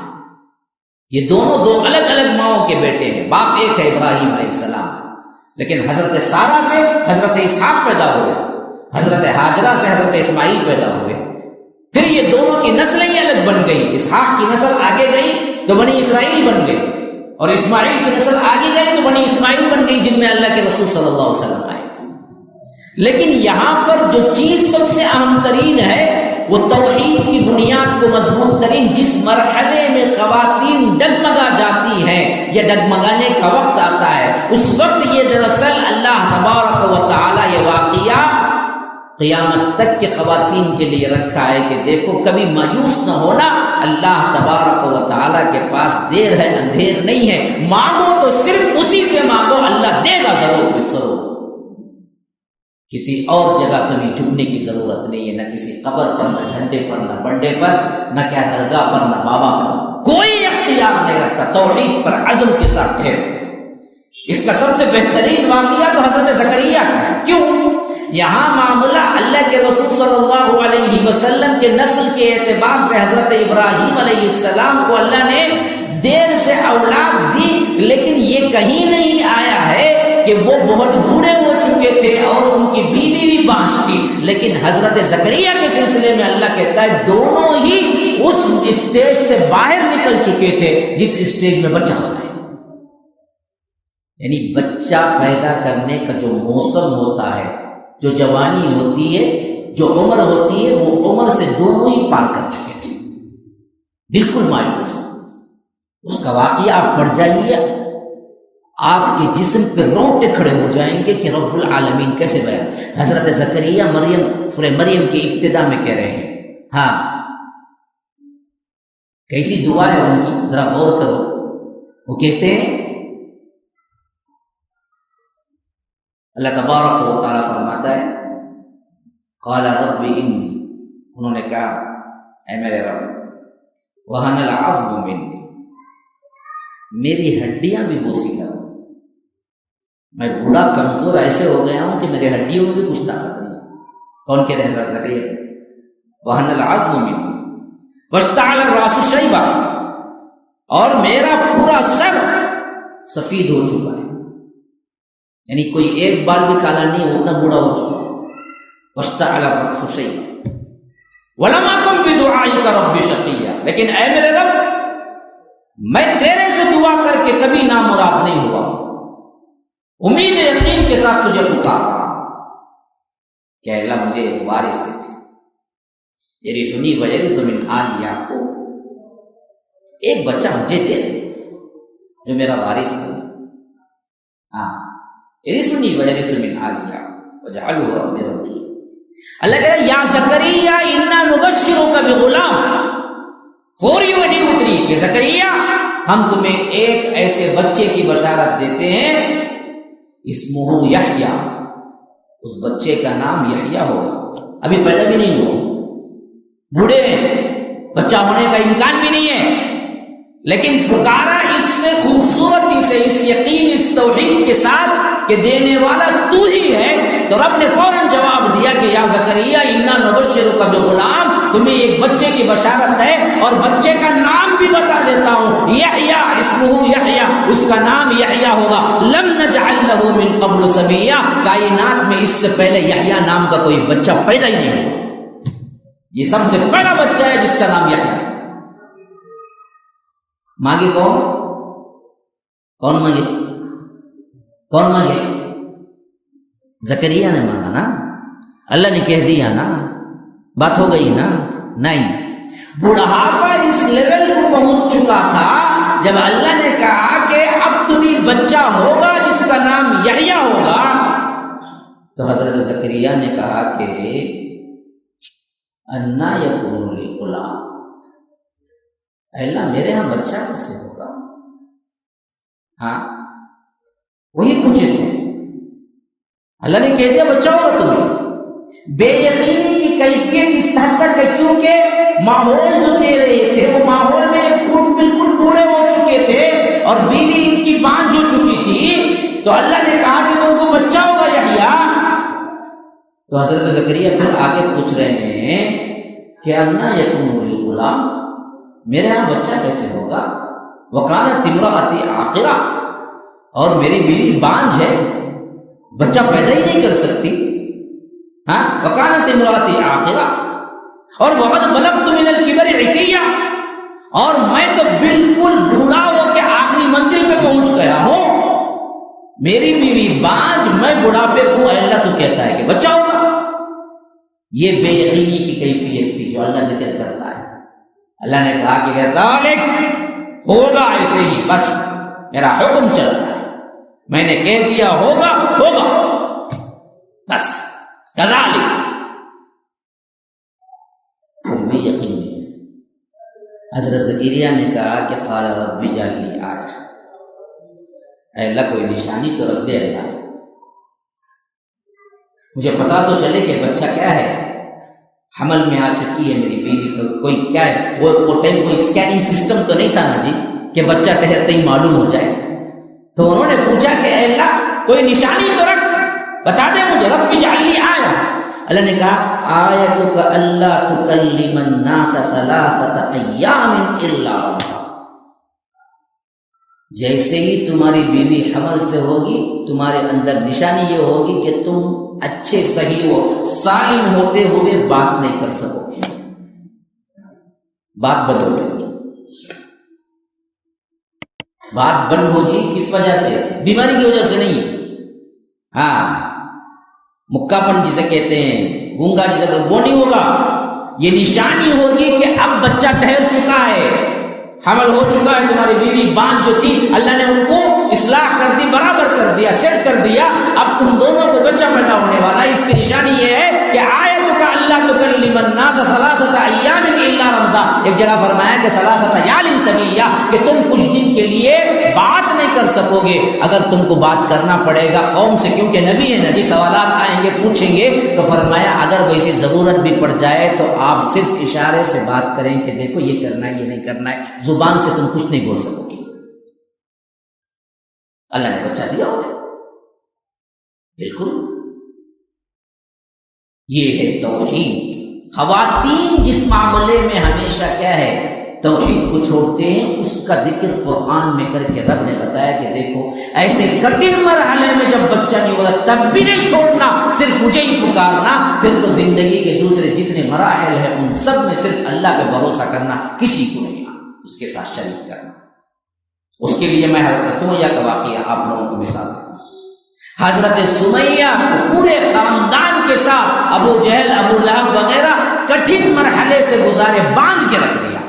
ابو جہل اتنا مارتا تھا اسلام قبول کرنے کی پاداش میں کہ حضرت سمیہ بے ہوش، نازک سی بالکل، خواتین میں بھی وہ جو کہ جن کی عمریں 60 کے اوپر پہنچ چکی تھی، ایک بڑھیا، اتنی طاقت کہاں سے آئی ہوگی میرے بھائی؟ یاد رکھو یہ ایمان کی طاقت ہے۔ ایمان جب آتا ہے نا جی، پہاڑوں سے ٹکرا جاتا ہے، کہ صرف ایمان والوں کو بھی سمجھ آ سکتی ہے کہ طاقت حضرت سمیہ کے اندر 60 سال کی عمر میں کہاں سے آئی تھی۔ وہ مار کھاتے تھے لیکن احد احد کہنا نہیں بھولتے تھے، کہتے تھے کہ اللہ ایک ہے، اللہ ایک ہے۔ ابو جہل نے ایک مرتبہ اتنا مارا کہ بے ہوش ہو گئی۔ ہوش میں آئے تو کہا کہ اب بتا، جس اللہ کو تو مان رہی ہے، جس کے لیے تو نے معبودوں کو چھوڑ دیا ہمارے، وہ زیادہ سزا دے سکتے ہیں یا تمہارا اللہ؟ جتنا میں مارا ہوں اتنا تمہارا اللہ سزا دے سکتا ہے؟ اب بھی سن، اب بھی واپس آ جا۔ تو حضرت سمیہ دیکھیے، وہ اتنا بڑا چودھری بنا بیٹھا تھا کہ سوچ رہا تھا اتنا مارا ہوں، اب تو یہ دراصل کیا ہو جائیں گی، تبدیل کمزور پڑ جائیں گی، لیکن توحید کا غلغلہ دیکھو، توحید کی عظمت دیکھو۔ جب اس نے یہ پوچھا، کتنا حقیر ہو گیا تھا ابو جہل کہ انہوں نے اسے کہا کہ قریب آ۔ جب وہ قریب آیا تو اس کے منہ پہ تھوک دیا کہ تجھے جواب دینے کی بھی میں ضرورت محسوس نہیں۔ 60 سالہ ضعیف العمر، توحید کی عظمت، ایک اللہ پر ایمان لاؤ، دنیا میں کچھ بھی ہو جائے اس کے علاوہ کسی کو نہ پکارو، اس کے لیے جان دے دو دینا پڑے، مال دے دو دینا پڑے، اولاد دے دو دینا پڑے، توحید کو نہ چھوڑو۔ ہاں، ٹوٹ کے محبت کرو اسلام سے، جناب محمد رسول اللہ سے، اللہ سے۔ اس سے بڑی کوئی محبت نہیں ہے۔ جس دل میں رسول اللہ اور اللہ کی محبت نہیں ہے وہ دل کہلانے کے لائق نہیں ہے۔ خواتین اسلام سے میری گزارش ہے، اپنے دلوں کو ٹٹول کے دیکھیں، ہم پر یہ گزرا تو کیا ہم اسلام پر رہ پائیں گے؟ حضرت سمیہ کو اتنا مارنے کے باوجود بھی وہ کہہ رہے ہیں کہ احد احد احد، اللہ ایک ہے، تیری کوئی حیثیت نہیں۔ تو ابو جہل کو اتنا غصہ آیا، اس نے کہا کہ لاؤ گھوڑے لاؤ۔ بعض روایتوں میں ہے کہ ایک مخالف سمت سے ایک گھوڑا اور ایک مخالف سمت سے ایک گھوڑا، اور پاؤں کی طرف ایک گھوڑا اور اسی طرح کیا ہے دوسرے پاؤں کی طرف ایک گھوڑا اس نے رکھا چاروں طرف، اور ہاتھ سے رسی سے باندھا اور گھوڑے کے ایک ٹانگ سے باندھ دیا، پھر دوسرے ہاتھ کو رسی سے باندھا، پھر گھوڑے کے ایک دوسرے ٹانگ سے باندھا، اسی طرح پاؤں کو باندھا، پھر گھوڑے کے ایک اور پاؤں سے باندھ دیا، پھر دوسرے پاؤں کو باندھا، گھوڑے کے ایک دوسرے پاؤں سے باندھ دیا۔ پھر اس کے بعد کہا کہ ان گھوڑوں کو مخالف سمتوں میں دوڑاؤ تاکہ حضرت سمیہ کے اعضاء کے چھتیڑے ہو جائیں۔ لیکن تب بھی ان کے زبان پر تھا احد احد احد، اللہ ایک ہے۔ بازو سے اس بازو سے ہاتھ الگ ہو گیا، اس بازو سے یہ ہاتھ الگ ہو گیا، پاؤں الگ ہو گئے، ٹکڑے ٹکڑے ہو گئے، لیکن انہوں نے توحید سے منہ نہیں موڑا۔ آج ذرا اپنی زندگی میں نظر ڈال کے دیکھیں، خواتین جو زندگیاں گزار رہی ہیں، اسلام کے لیے کبھی کوئی مشقت سہا ہے؟ کبھی کوئی ایک گالی سنا ہے؟ کیا کریں گے ہم؟ کیسے جنت حاصل کریں؟ احسب الناس ان یقولوا ان یترکوا آمنا وهم لا یفتنون، صرف ایمان لائے کہنے پر ہم تمہیں جنت بھیج دیں گے، تمہارا گمان کیا ہے؟ رب پوچھتا ہے، رب، جاوید کا قول نہیں ہے یہ، سورہ عنکبوت کی دوسری آیت اٹھا کے دیکھو، فرمایا کہ احسب الناس ان یقولوا ان یترکوا آمنا، کیا تم لوگوں نے یہ گمان کر لیا ہے کہ تم صرف یہ کہو کہ ہم ایمان لائے ہم تمہیں سیدھے جنت میں داخل کر دیں گے؟ وهم لا یفتنون، ہم تمہیں آزمائیں گے نہیں۔ وَلَقَدْ فَتَنَّا الَّذِينَ مِن قَبْلِهِمْ، ہم نے اس سے پہلے بھی ہر مسلمان کو، ہر قوم کو آزمایا تھا، تم کو بھی آزمائیں گے۔ یہ آزمائش جب تک نہیں آئے گی جنت کے مستحق نہیں بنیں گے۔ بتاؤ تمہاری زندگی میں آزمائش ہی نہیں تھی تو پھر جنت میں کہاں سے جانے کے حقدار بن گئے؟ یہ آزمائش ہو کے رہنا ہے، دین اسلام کے خاطر تن من دھن لٹا کے رہنا ہے۔ اسلام کا سب سے پہلا شہید نہیں ہے، اسلام کی سب سے پہلی شہیدہ ہے۔ سب سے پہلی شہادت پانے والی اسلام کے راہ میں حضرت سمیہ ہیں۔ عورت، آج خواتین اپنے گھروں میں مست ہیں، جب دیندار گھرانے میں بھی دیندار لوگ بھی، دیندار خواتین بھی، بس کیا ہے، نماز روزے سے رہ جاتی ہیں، دعوت کی فیلڈ پہ، اسلام کے لیے آگے بڑھانے کی فیلڈ میں، دعوتی فیلڈ میں بالکل بھی نہیں کہتے ہیں۔ تو مردوں کا میدان ہے، ہم کیا کریں؟ ایسا ہوتا تو حضرت سمیہ کیوں شہید ہوتی؟ جی، مردوں کا میدان تھا تو سب سے پہلی شہیدہ کیوں سمیہ ہوئی؟ کیوں ٹکڑے ٹکڑے کر دیا گیا انہیں؟ ہاں، حضرت ام عمارہ ہیں، میدان احد میں اللہ کے رسول کو بچانے کے لیے تلوار سونت کے آئی تھی، حتیٰ کہ اللہ کے رسول نے احد ختم ہونے کے بعد کہا کہ میں نے دیکھا کہ ہر طرف مجھے ام عمارہ ہی نظر آئی، کیونکہ وہ جس طرح تلوار چلاتی ہوئی میرے آگے پیچھے حفاظت کے لیے دوڑ رہی تھی، میں نے کسی اور کو نہیں دیکھا۔ خواتین دندان مبارک شہید ہوئے، خون رس رہا تھا، خود کی کڑیاں چپ گئی تھی، جو ہیلمٹ ہوتا ہے اسے خود کہتے ہیں۔ جنگ کے لحاظ سے جس طرح کیا ہے، اس زمانے میں لوہے کا ہیلمٹ ہوتا تھا جو پہنتے تھے، اس کے کنکرے تھے، اس کے جو 2 کڑیاں تھی وہ اللہ کے رسول صلی اللہ علیہ وسلم کے پیشانی مبارک پر چبھ گئی اور وہاں سے خون بہنا شروع ہو گیا، اور خون اتنا زور سے بہ رہا تھا اس کو کھڑانے کے لیے صحابہ پریشان تھے۔ حضرت ابو عبیدہ دوڑتے بھاگ کے آئے، کہا کہ اللہ کے رسول اجازت دیجئے کہ میں اپنے دانتوں سے اس کو نکال دوں، کیونکہ یہ کڑیاں اندر رہیں گی تو درد بھی ہوگا اور خون بھی نکلتا جائے گا۔ صدیق اکبر نے آئے کہا کہ اللہ کے رسول مجھے اجازت دیجئے، میں آگے بڑھتا ہوں۔ تو اس وقت حضرت ابو عبیدہ نے بڑی پیاری بات کہی کہ صدیق تم نے تو بہت نیکیاں کمائی ہیں، اللہ کے واسطے اس مرتبہ مجھے چھوڑ دو کہ میں آگے بڑھتا ہوں۔ اور انہوں نے خود کی کڑی جب نکالی تو ایک دانت سامنے سے ٹوٹ گیا، ایک دانت ان کا شہید ہوا، ایک کڑی نکلی، ان سے خون رسنا شروع ہو گیا، خون جانا شروع ہو گیا۔ تو حضرت ابوبکر نے کہا تو اب تو بس کرو، دوسری کڑی کے لیے میں آگے بڑھتا ہوں۔ کہا کہ نہ نہ نہ، اللہ کی قسم اس معاملے میں مجھے چھوڑ دیجئے، میں ہی یہ پورا کرتا ہوں۔ پھر دوسری کڑی نکالی، دوسرے دندان مبارک بھی ان کا شہید ہو گیا۔ لیکن لوگوں نے کہنا شروع کیا اللہ کی قسم ابو عبیدہ جب پورے دانت والے تھے اتنے خوبصورت نہیں تھے، جب اللہ کے رسول کے لیے 2 دانت دیے تو اس سے زیادہ خوبصورت ہو گئے۔ یہ محبت ہے، یہ محبت ہے، یہ محبت دل میں بسا۔ تو ام عمارہ آئی کہ تلوار سونت کے ہر جگہ سے اللہ کے رسول صلی اللہ علیہ وسلم کی حفاظت کر رہی تھی۔ جب خود کی کڑیاں نکل گئی اور خون اس میں سے آنا شروع ہو گیا، اما عائشہ اور حضرت فاطمہ جیسی شخصیتیں آئی تھی، اور روایتوں میں آتا ہے فاطمہ اس وقت سب سے چھوٹی عمر کی تھی، 17-18 سال بھی نہیں ہے، لیکن باپ کے اعتبار سے دیکھ رہی تھی کہ اللہ کے رسول کو خون رس رہا ہے۔ اس وقت کے ان کے نالج کے اعتبار سے طبی لحاظ سے اتنی بہترین ڈاکٹر تھی، وہ گئی چٹائی جلائی اور چٹائی کی راکھ لے آ کے اللہ کے رسول کے پیشانی مبارک پہ لگایا، کہا کہ ابا جان یہ خون کو کھڑانے کے لیے استعمال ہوتا ہے، اس طرح آپ کا خون کھڑے گا۔ یہ تھی خواتین اسلام، یہ ہے اصل میں ہمارے ہیرو۔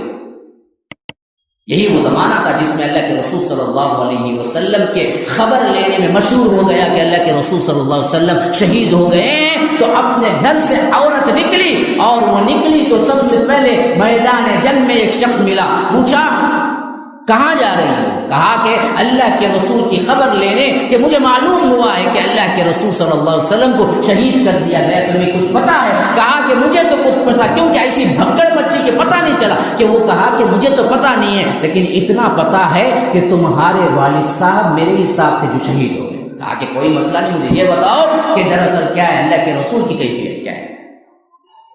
بولے کہ مجھے نہیں پتا۔ اللہ ان پر کروڑوں رحمتیں فرمائے۔ وہ صحابیہ پھر آگے نکل گئی، دوسرا شخص ملا کہ پوچھا کہ اللہ کے رسول کی کوئی خبر بتاؤ؟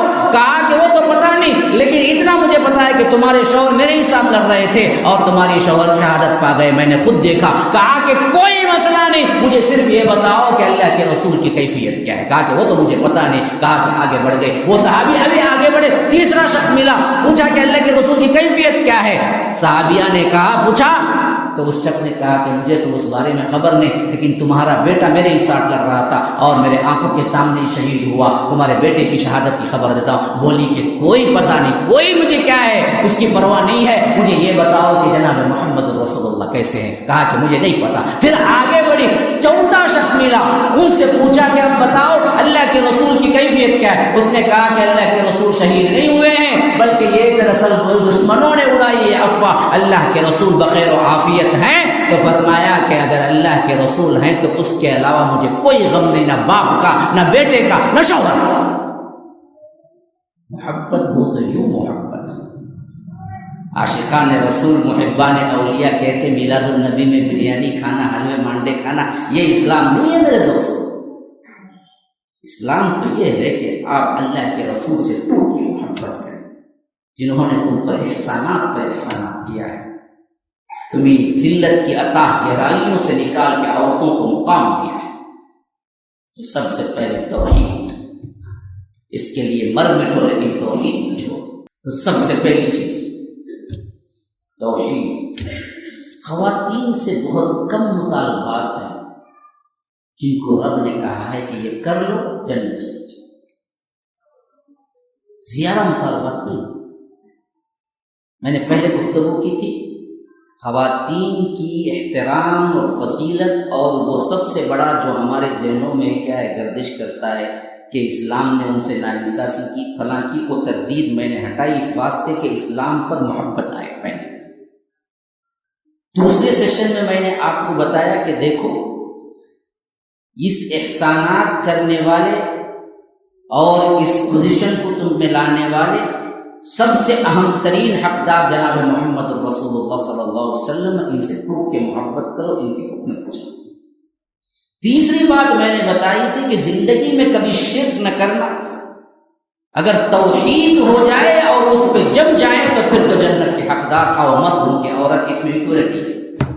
لیکن آگے چل کر جو مطالبات ہیں بس وہ 5-1 منٹ میں میں ختم کر دیتا ہوں۔ توحید کے بعد خواتین اسلام سے مطالبہ اسلام کا یہ ہے کہ 5 وقتہ نمازی ہوں۔ ہاں یاد رکھو، یہ سب سے اہم ترین چیز ہے۔ خاص طور پر شادی ہوتی ہے، بچے ہوتے ہیں، چھوٹے چھوٹے بچے ہوتے ہیں نا، اس وقت نماز بڑے آرام سے چھوڑ دیتی ہے عورت، کیونکہ اسے جماعت بھی فرض نہیں ہے۔ مرد پھر بھی کہیں نہ کہیں پڑھ لیتا ہے کیونکہ اسے مسجد بھی جانا ہوتا ہے۔ خواتین میں معاملہ، بچہ پیشاب کر دیا، کیا کروں گے صاحب، اس راستے میں نماز چھوڑ دی، ظہر چلے گئی، عصر چلی گئی، پکوان میں ظہر گئی، بچے کو دیکھنے میں عصر گئی، مغرب سلانے میں گئی، عشاء وہ سونے میں گئی، تو نماز ایسی ہی ختم نہیں۔ صلت المرأة خمسها، اسی لیے اللہ کے رسول صلی اللہ علیہ وسلم نے فرمایا تمہارے لیے بہت آسان ہے دین، توحید کے بعد 5 وقت کی نماز پکڑ لو تم۔ ہاں یہ ہے اصل چیز، نماز تو نہ چھوڑو۔ اور یہ بات بھی مسئلے کے طور پر کہہ دیتا ہوں کہ اگر آپ بچے کا پیشاب ہے تو اسے دھونے کی بھی ضرورت نہیں اگر وہ دودھ پیتا ہے، شریعت نے بتایا ہے، ہم کو پتہ نہیں ہے۔ بچی کا پیشاب الگ ہے، لیکن بچے کا اگر چھوٹا بچہ ہے اور اس کی غذا دودھ ہے، صرف ابھی دوسرا کھانا نہیں کھانا شروع کیا، ایسے وقت میں پیشاب اس کا کپڑے پہ لگ جائے یا پڑ جائے تو اللہ کے رسول صلی اللہ علیہ وسلم نے صرف کیا ہے اسے چھیٹا دینے کی، چھیٹے سے اپنے ہاتھ سے پانی کا چھیٹا دے دے، کافی ہے، نماز پڑھ سکتے ہیں اس میں۔ جی خواتین اسلام کے لیے یہ بہت اہم ترین چھوٹ ہے، نماز نہیں چھوڑو۔ ہاں اگر کپڑے پر لگ ہی جائے بچی کا ہو تو بھی اصل میں کیا وہ ٹکڑا دھونے کا ہے، یہ نہیں کہ پورا کپڑا دھونے کا۔ بعض لوگ کیا کرتے کپڑے نکال دیتے، اب کپڑے نکالیں پھر پہنے پھر دھوئیں، کہاں پڑھیں گے نماز، اسی میں نماز چلے گی؟ نہیں، وہ تو حصہ صرف دھونے کا ہے بس، پھر اس کے بعد آپ نماز پڑھیں۔ نماز کو کبھی نہ چھوڑنا، کبھی نہ ٹالنا۔ ہاں اس معاملے میں اس حد تک ہے کہ شوہر اگر اجازت نہیں دیتا ہے تو آپ شوہر سے الگ ہونے تک بات کر سکتے۔ ہمارے معاملات عجیب ہیں، ہم شوہر سے الگ ہونے پہ بات کب کرتے ہیں معلوم کہ اپنی مرضی کی کیا ہے نیکلیس لے کے نہیں دیے انہوں، میں پوچھ رہی ہوں 10 سال سے اب تک انہوں نے مجھے سونا لے کو نہیں دیا، میں الگ ہو جاتی ہوں۔ یہ الگ ہونے کا کاز نہیں ہے، کبھی بھی یاد رکھو۔ ہاں ہوٹل کو بلا لے کے نہیں گئے میرے ساتھ، تفریح کو کام بھی بلا لے کے جاتے نہیں، سنیما کو بلا لے کے جاتے نہیں، فلاں نہیں، اس واسطے الگ نہیں۔ الگ ہونا ہے تو کوئی ایسا شوہر ہے جو نماز سے روکتا ہے کہ نماز نہیں پڑھنا ہے تو یاد رکھو اس وقت تمہارے لیے جائز ہوتا کہ تم کیا ہے اس سے خلا لے لو یا طلاق لے لو، لیکن نماز نہ چھوڑو۔ لا طاعت لمخلوق فی معصیۃ الخالق، اللہ کی اطاعت میں کسی بھی اللہ تبارک و تعالی کی نافرمانی جائز نہیں ہے۔ کسی بھی مخلوق کا وہ شوہر ہو اور باپ ہو، اس کی اطاعت نہیں کی جائے گی، صاف کہہ دیا جائے گا کہ نہیں۔ تو اسی لیے اللہ کے رسول نے فرمایا کہ وہ عورت جو کہ صلت المرأة خمسہ، 5 وقت کی نماز پکڑ، وصام الشہر، رمضان کے روزے پکڑ لے، ہاں وَأَطَاعَتْ بَعْلَهَا، اور شوہر کی اطاعت کو لازم کرنا، بہت آسان مطالبہ ہے۔ پانچ وقتہ نماز کو پکڑو، رمضان کے روزوں کو پکڑو، نوافل تمہارا اختیار ہے، چاہے تو رکھو چاہے تو نہ رکھو، لیکن فرض کو تو پکڑو۔ اور اس میں سب سے اہم ترین چیز شوہر کی اطاعت کو پکڑو۔ یاد رکھو کوئی عورت اچھی ہو ہی نہیں سکتی جب وہ شوہر کی نافرمان، لازماً شوہر کی اطاعت، سوائے وہاں اطاعت جائے گی جہاں پر اسلام کے خلاف کچھ حکم دے، ورنہ اسلام کی اطاعت میں اس کی اطاعت ہے۔ ہاں یہاں تک کہ اگر وہ کہے کہ نہ جاؤ اپنے ماں کے گھر، نہ جاؤ، کیونکہ اطاعت لازم ہے۔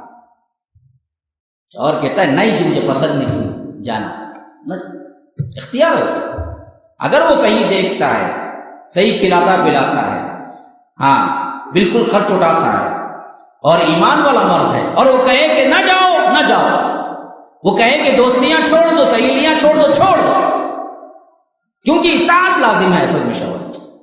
اس لیے فرمایا کہ اطاعت بَعْلَهَا، شوہر کی اطاعت کرے وہ، حتیٰ کہ اللہ کے رسول صلی اللہ علیہ وسلم اگر تم تنور پہ بیٹھی روٹیاں بنا رہی ہو تب بھی شوہر تمہیں بلائے تو روٹی جلتی چھوڑو، شوہر کے پاس پہنچو، اطاعت لازم ہے اطاعت اس کی۔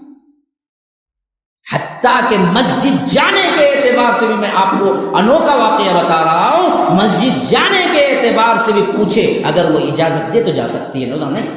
ہاں یہ اور بات ہے کہ شوہروں کو اللہ کے رسول صلی اللہ علیہ وسلم نے فرمایا کہ لا تمنعوا اماء اللہ مساجد اللہ، اللہ کی بندیوں کو اللہ کی مسجد سے جانے سے مت روکو، ہم کو کہا مت روکو، لیکن شوہر کو، بیوی کو یہی حکم ہے کہ وہ شوہر سے پوچھے میں جا رہی ہوں اجازت ہے، وہ کہتا ہے اجازت نہیں جا سکتی۔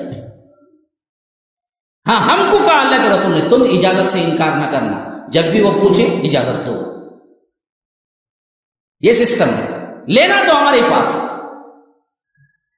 لیکن پوچھ کے جانا۔ اسی لیے حضرت عمر بن الخطاب کی بیوی ام کلثوم حضرت علی کی بیٹی تھی، نکاح میں بڑی پیاری بیوی تھی حضرت عمر بن الخطاب کی۔ جب وہ مسجد کے لیے جاتی تھی تو حضرت عمر کہا کرتے تھے میرا تو من نہیں مان رہا ہے کہ میں تم کو بھیجوں، لیکن میرا من یہ بھی نہیں کہہ رہا ہے کہ میں تم کو حکم روکوں، کیونکہ اللہ کے رسول نے منع کیا ہے۔ یہ بیلنس دیکھیے کیسے حضرت عمر امیر المومنین ہے، امیر المومنین کہہ رہے ہیں کہ مجھے پسند نہیں ہے کہ تم جاؤ، گھر میں پڑھنا افضل ہے، پڑھ لو، لیکن میں حکم بھی نہیں دوں گا کیونکہ اللہ کے رسول کی منع ہے کہ میں نہیں روک سکتا تم۔ تو حضرت ام کلثوم نے کہا کہ امیر المومنین آپ بھی سمجھ لیں جب تک آپ زبان سے مجھے نہیں روکیں گے تب تک میں جاتی رہوں گی۔ یہ ہے حقوق کو پہچاننا ایک دوسرے کی، اور حضرت عمر نے کبھی نہیں روکا اور آخری تک وہ آتی رہی۔ حتیٰ کہ نوافل روزے میں بھی کیا ہے شوہر سے پوچھنا ہے، فرض روزوں میں ضرورت نہیں ہے، لیکن نفلی روزہ، پیر کا روزہ، جمعرات کا روزہ، ہاں شوہر سو کے اٹھا نماز فجر کو جا کو آیا، آؤ جی چائے بنا کو لے لگاؤ تمہیں بھی پئیں گے، نہیں جی میں روزے سے نہیں چلتا نہیں، پہلے پوچھنا پڑے گا آج میں روزہ رکھتی ہوں اجازت ہے، پھر وہ بولے کہ ہاں جی رکھ لو، تب رکھنا پڑے گا۔ اطاعت، یہی چیزیں ہیں جو پکڑنے کی، توحید، نماز، روزہ، اطاعت، اطاعت بَعْلَهَا۔ تو اللہ کے رسول نے کیا فرمایا؟ پھر تو اس عورت کو جنت کے 8 دروازے کھول دیے جائیں گے، تم جس دروازے سے چاہے جنت میں داخل ہو جاؤ۔ بڑے سمپل سے مطالبات ہیں، 4-5 وہ کر لو، پھر تمہارے لیے جنت کے 8 دروازے کھلے ہوئے ہیں کہ جس دروازے سے چاہے داخل ہو جاؤ۔ هذا وبالله التوفيق صلى الله وسلم على نبينا محمد، اسال الله لي ولكم ولسائر المسلمين من كل ذنب استغفروه انه هو الغفور الرحيم۔ MSLI TV، رہنمائی بدلتی دنیا کے لیے۔ الحسنہ یونیورسٹی، یہ ہے پلاٹ اس طرح، یہ 4 ایکڑ کی زمین ہم نے کیا یونیورسٹی کے لیے مخصوص کر دی ہے، پورے 4 ایکڑ، اور ادھر ہم نے 20 پلاٹ بنائے ہیں، صرف 20 پلاٹ، یہ بہترین اپرچونٹی ہے ان لوگوں کے لیے جو دنیا و آخرت میں فلاح چاہتے ہیں. ہاں واقعتاً، کیونکہ اس کے بعد جب یونیورسٹی آ جائے گی اور اس کے بعد اس کی قیمت یا اس میں ہم چاہ کے بھی جگہ نہیں دے سکتے، لیکن اب ہم نے اس کے لیے 20 پلاٹ بنائے ہیں اور ہر پلاٹ 21 سینٹ کا ہے، یعنی 9,200 اسکوائر فٹ کا ایک پلاٹ ہے. 9,000 تقریباً 4 گراؤنڈ بنتے ہیں. اس میں کیا کیا ہم دیں گے آخری صفحے پہ. اس کے اندر ہم مسجد لائیں گے پلاٹ خریدنے والوں کے لیے، اور ساتھ میں جدید ٹیکنالوجی کے جو ضروری اشیاء ہیں جم وغیرہ وہ بھی لائیں گے، اور اس کے ساتھ ساتھ اس کے اندر ایک کلب ہاؤس ہوگا، ایک نساء کے لیے، عورتوں کے لیے الگ سے بیانات کے لیے ان کے لیے الگ سے ایک کالج ہوگی، اور اسی طرح مردوں کے لیے کالج ہوگی.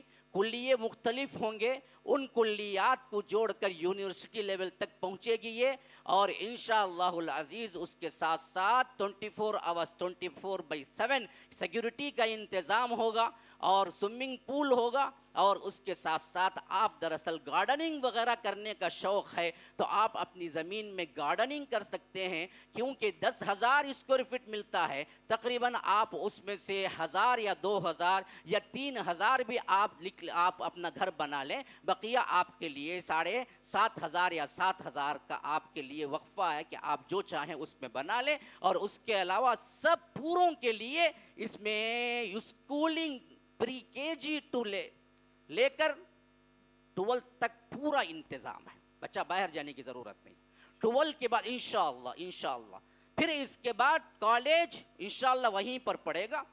اعلیٰ ترین ڈگری تک اس کو پہنچانے کے لیے ہم نے دین کے ساتھ دنیا بھی جوڑا ہوا ہے، باقاعدہ اس کو بیچلر ڈگری اور ماسٹر ڈگریاں دی جائیں گی، ایک الگ سے شعبہ بھی ہوگا خالص دینیات کے لیے. اچھا ایک بات اور بتا دوں، یہ 21 سینٹ ایک آدمی کے نام پر ہی نہیں، 2 3 4 آدمیوں کے نام پہ بھی رجسٹر ہو سکتا ہے.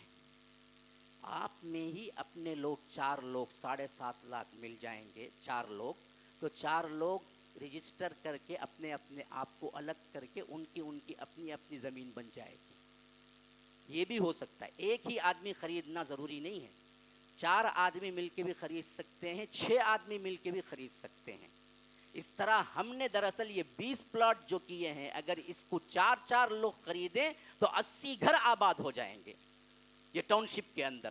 یہ اعلان عام ہے، آپ جو کوئی بھی کرنا چاہتے ہیں. اس میں ہم نے کیا کیا، EMI بھی رکھا ہے. اگر کوئی 30 لاکھ دے کے خرید نہیں سکتا، 6 مہینے میں بانٹ کر وہ 6 لاکھ روپئے بھی دے سکتا ہے. کوئی مسئلہ نہیں. آپ لوگ اس کو غور کریں، جو چاہیں ہمارے ریسیپشن آفس کے اندر سے آپ لے لیں جن لوگوں کے لیے ضروری ہے. اور جو لوگ اس میں انٹرسٹڈ ہیں وہ دراصل اپنا نام لکھوائیں، یا جو نمبرات ہیں ان نمبرات پہ آپ کانٹیکٹ کر سکتے ہیں.